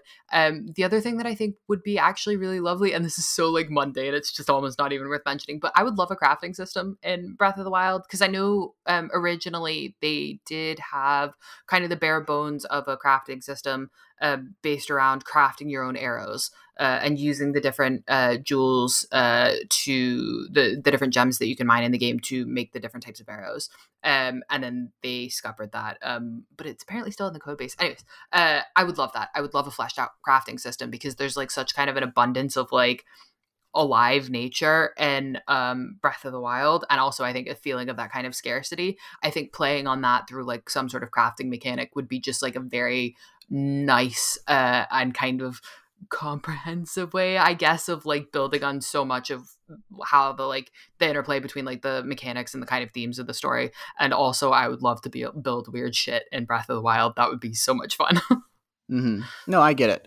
I forgot to mention this during the criticism section, and this is kind of where I want the groundwork to be laid for whatever this game will become. In its simplicity, this game does take away like one of the great charms of the Zelda series, which is like the very labyrinthian dungeons that they make with puzzles and personality to each one. The divine beasts do suffer from the samey effect of aesthetically. These things look the same. They have different things going on and different puzzles that you need to solve. But visually, it's not the same as like, I'm in a fucking graveyard and I'm riding a ghost ship like fucking Ocarina of Time is. Or I do want more just like, not traditional dungeons. I want like something new to be done in terms of navigating them and what kind of puzzles can be explored in that space. But I do want this game to be bigger because a lot of somewhat valid criticism has been sort of not swept under the rug, but sort of been like listed as like a growing pain or like, look, we're still figuring this stuff out. And this is the longest development gap in the Zelda series history. So it's like, okay, you've learned a lot and now you probably have a mastery of this engine. Let's see what you can really do now that now that the console generation is over and it's time for some new toys soon. Yeah. What do you got for me? So it's just, I think my take is just like more bigger, just more dungeons, more visually out there ideas. That's where I say it. Some people say they want like grappling hooks and hook shots and stuff. That's a very common thing that I've seen expressed in terms of navigating and getting around. I'm open to that. Definitely more items would be cool, but I just kind of want to see more interesting ways of using items or powers in this open world space than what we currently have in Breath of the Wild. Yeah, I think that's fair. It'd be fun to bring back like an ocarina in some fashion or another to kind of give it that kind of like, I feel like Breath of the Wild is not prosaic per se, but it's very steampunk, so that it feels kind of very grounded in science. And I think like the kind of ocarina mechanic has that kind of whimsical spiritualism about it that would be quite fun to see in something like that. And plus the music is so beautiful in Breath of the Wild. If you could contribute to that in some way with an ocarina, hot damn. Yeah, I mean, the reason that the game is so quiet is because it is kind of like a quiet apocalypse. It's not going to do the bombastic, let's go save the world score, when it's kind of more like society has been stagnated and nothing new has really emerged. And it's just kind of like everything is fractured. It's not going to be as loud. So maybe I would like to see not a complete, 180 on those ideas, but I do want to see some like level of growth. Like Link should be able to play an instrument now that there was like some level of peacetime for him to pick up a hobby. A more complex score would make sense in terms of like society sort of being more blended together. Like there's that side quest in the game where you build a town and you hear the music get more and more complex as more residents of different walks of life come in. I want the second game to be an expansion of that concept of like the building, the escalation. Like it makes sense for the music to build there because more exists. Yep. The natural kind of ambiance of Hyrule gets louder the further away you get from the apocalypse. Awesome. Oh, that'd be so good. Terrytown, what a brilliant thing. I'd love something like that in Tears of the Kingdom. I'd love some sort of like emphasis on rebuilding, because I think that Terrytown plot was just not to overhype it, but just mind-bogglingly good in what it was, and like really brilliant stuff. And if that kind of continued on in Breath of the Wild 2, hot damn. I do love in video games, I am such a sucker for anything where you take something that's basically at nothing and turn it into this almost like sprawling community. Yep.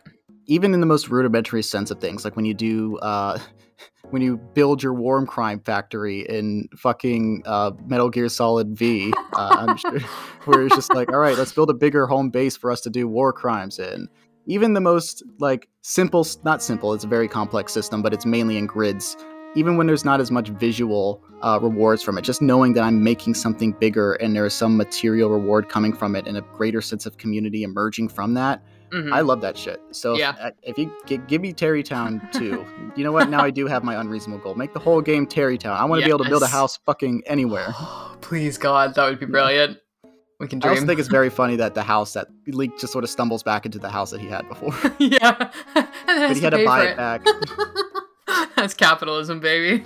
Yeah. Hey, look, nobody paid the mortgage for 100 years. What do you expect? Grim. Yeah.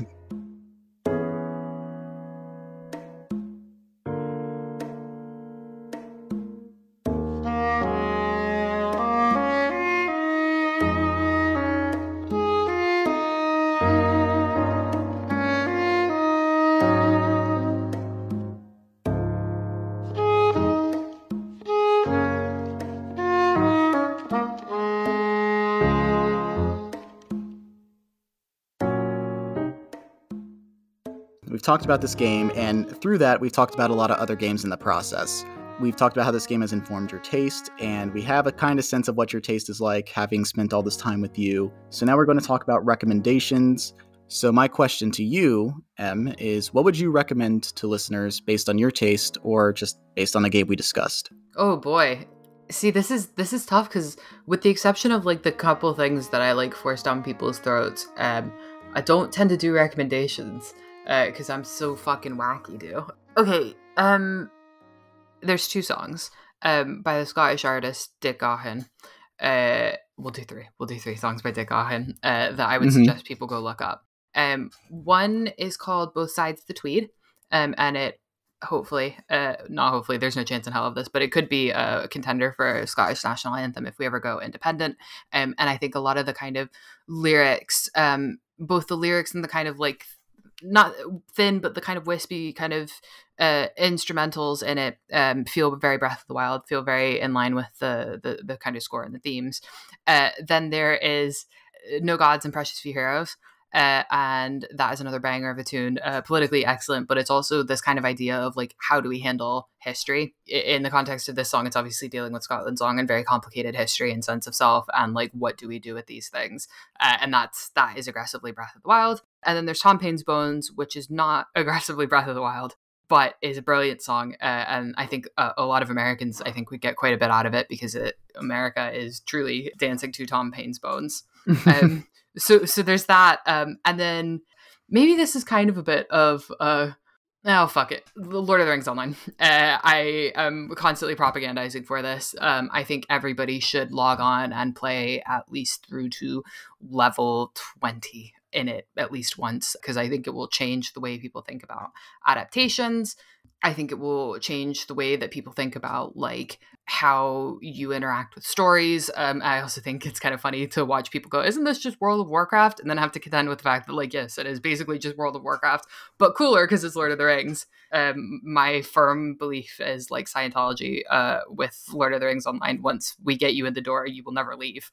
Everyone just do 1 level, and I'm sure if you want to quit, you can definitely quit at any time. So that's my pitch there.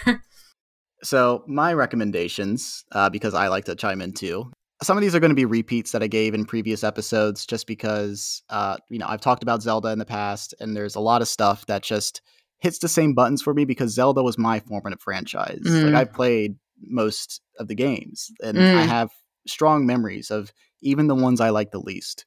So it's just like I see Zelda in a lot of the stuff that I enjoy. So this is repeating myself a bit from the last Zelda episode I did with our friend Tom.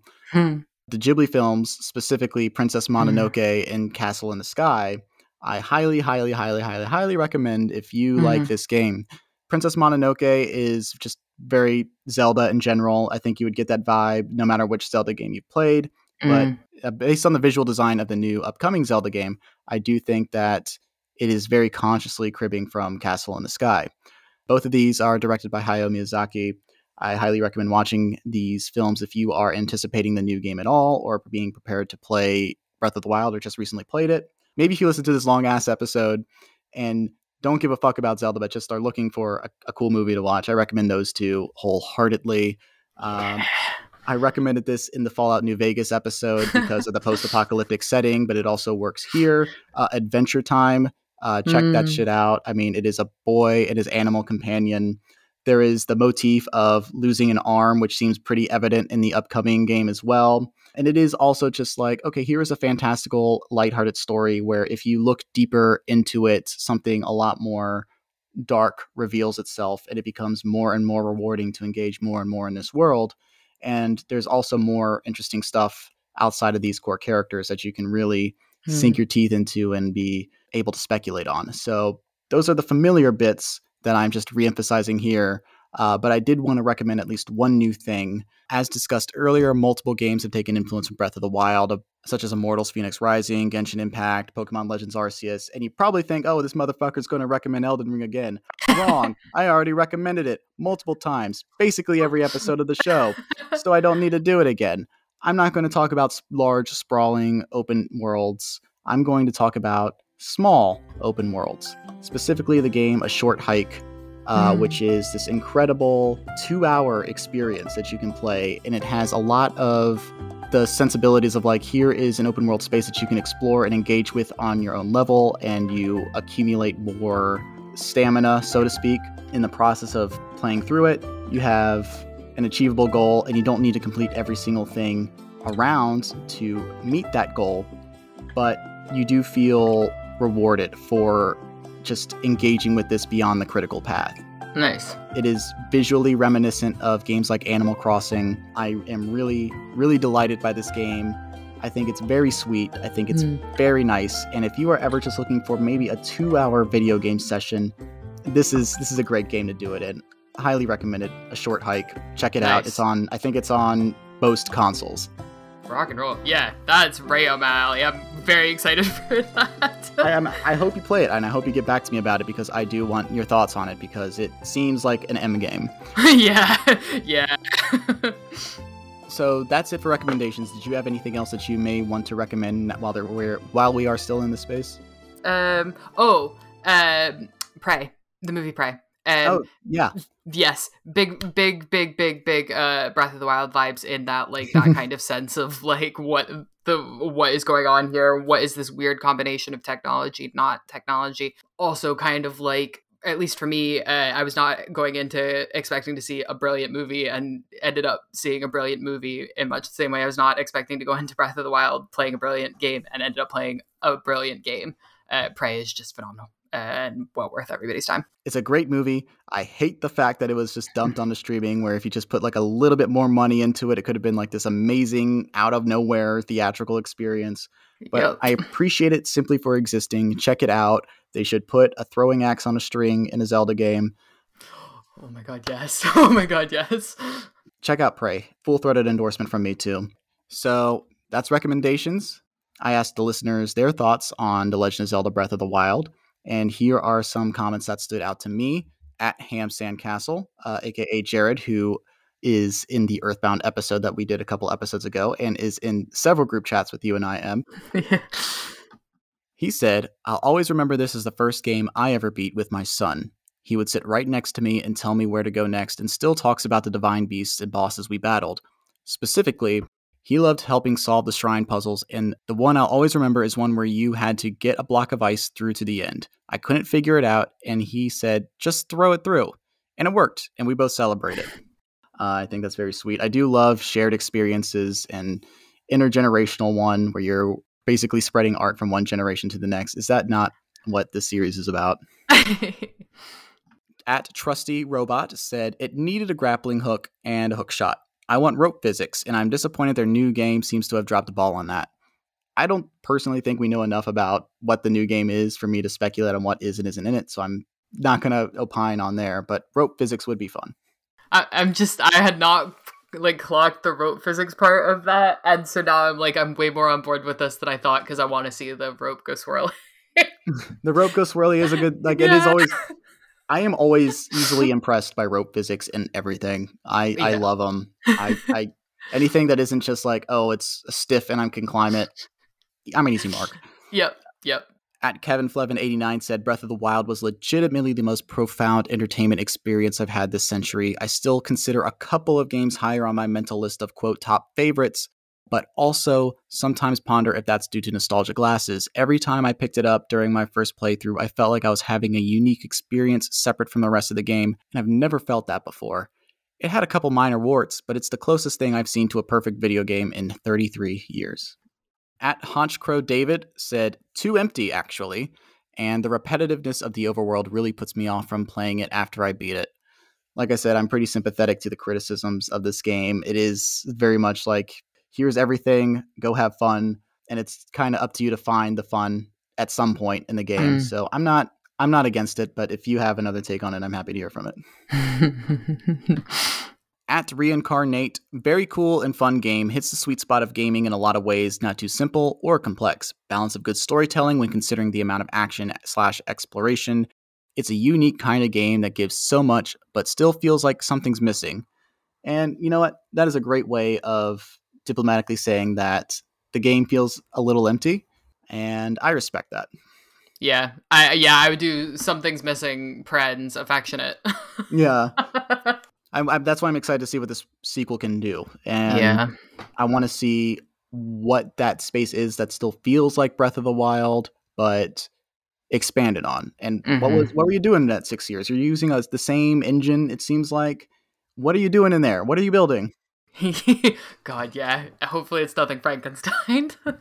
No, I hope not. I mean, there are Zelda games that I've been disappointed by, but rarely a direct sequel. Like Majora's Mask is a direct sequel to Ocarina of Time, and I feel like Majora's Mask delivers on everything that's great about Ocarina of Time and does something so wholly unique with it that it feels like a radically different experience. Let's hope that we get something completely off the wall, maybe even fucking alienating to some people just because of how different it is. Yeah, bring that energy, Nintendo. And this was really fucking fun to do. And I really appreciate you having on the show. If you ever have another game that you want to talk about at length, you are always more than welcome to come back. Before I let you go tonight, I do want to give you this space to promote yourself, any projects you are working on or anything that's out. Please, please, please, this floor is yours. Thank you. Yes. So, okay. All right. My brother, my captain, my podcast, not to be confused with whoever those my brother, whatever freaks are. They're the lesser my brothers.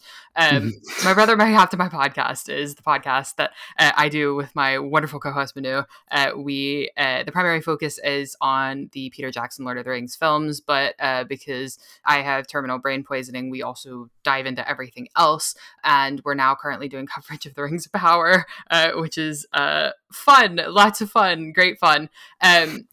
This doing that podcast is just one of the best things in my life, and I would love it if everybody listened to it at least once. It's so much fun to do. My co-host is to die for. So that's what I'm doing there. And then in a couple months, and I should know this, and it's such a shame that I don't, but in a couple months, I've got a chapter in a book coming out about the Dundonian communist Mary Brooksbank. So that should be hitting the bookshelves hopefully by the end of the year. And you can also find me on Twitter, on my public Twitter at JRR tweeting, like J.R.R. Tolkien, but with tweet instead of talk. Haha. That's where I'm at. And I will be doing lots of shameless self-promotion there as well. But thank you so much for having me on this podcast. This was just absolutely the time of my life, and way more fun talking about video games than I thought was possible from someone so anxious talking about video games. No, look, you're a good friend of mine. I think it was high time I had you on the show. Like I said, you're always welcome back. Thank you so much for burning the bridges for like the 3 most popular podcast personalities in the world. No, seriously though, thank you so much, as always. When that book does come out, please give me the link so I can add it to the description in the future. But this has been an incredible episode. Thank you for being here, and thank you so much for listening to this episode of Select and Start. Once again, I am your host, editor, and promoter, Keifer. If you enjoyed this episode, please give the show a positive review wherever you're listening to this. Engagement helps the show, and your feedback will improve it. And if you want to get more engaged, give the show a follow on Twitter at SelectPodStart. If you have thoughts about Breath of the Wild or any other games we discussed, send a DM or leave a comment and I will gladly read it on the show. You can also support me on Patreon. If you pledge at least $1 a month, you will get early access to new episodes as well as extended episodes with exclusive content. You can also follow me on Twitter at DannyBajito and find links to the rest of my projects in the description of this episode. The art for the show is made by my best friend, Avery Ott. You can follow him on social media with the handle at AveryRobinOtt. That's AVRY Robin OTT. You can check out the links in the description for his work as well as M's. All right, I think that's it. Courage need not to be remembered, for it is never forgotten.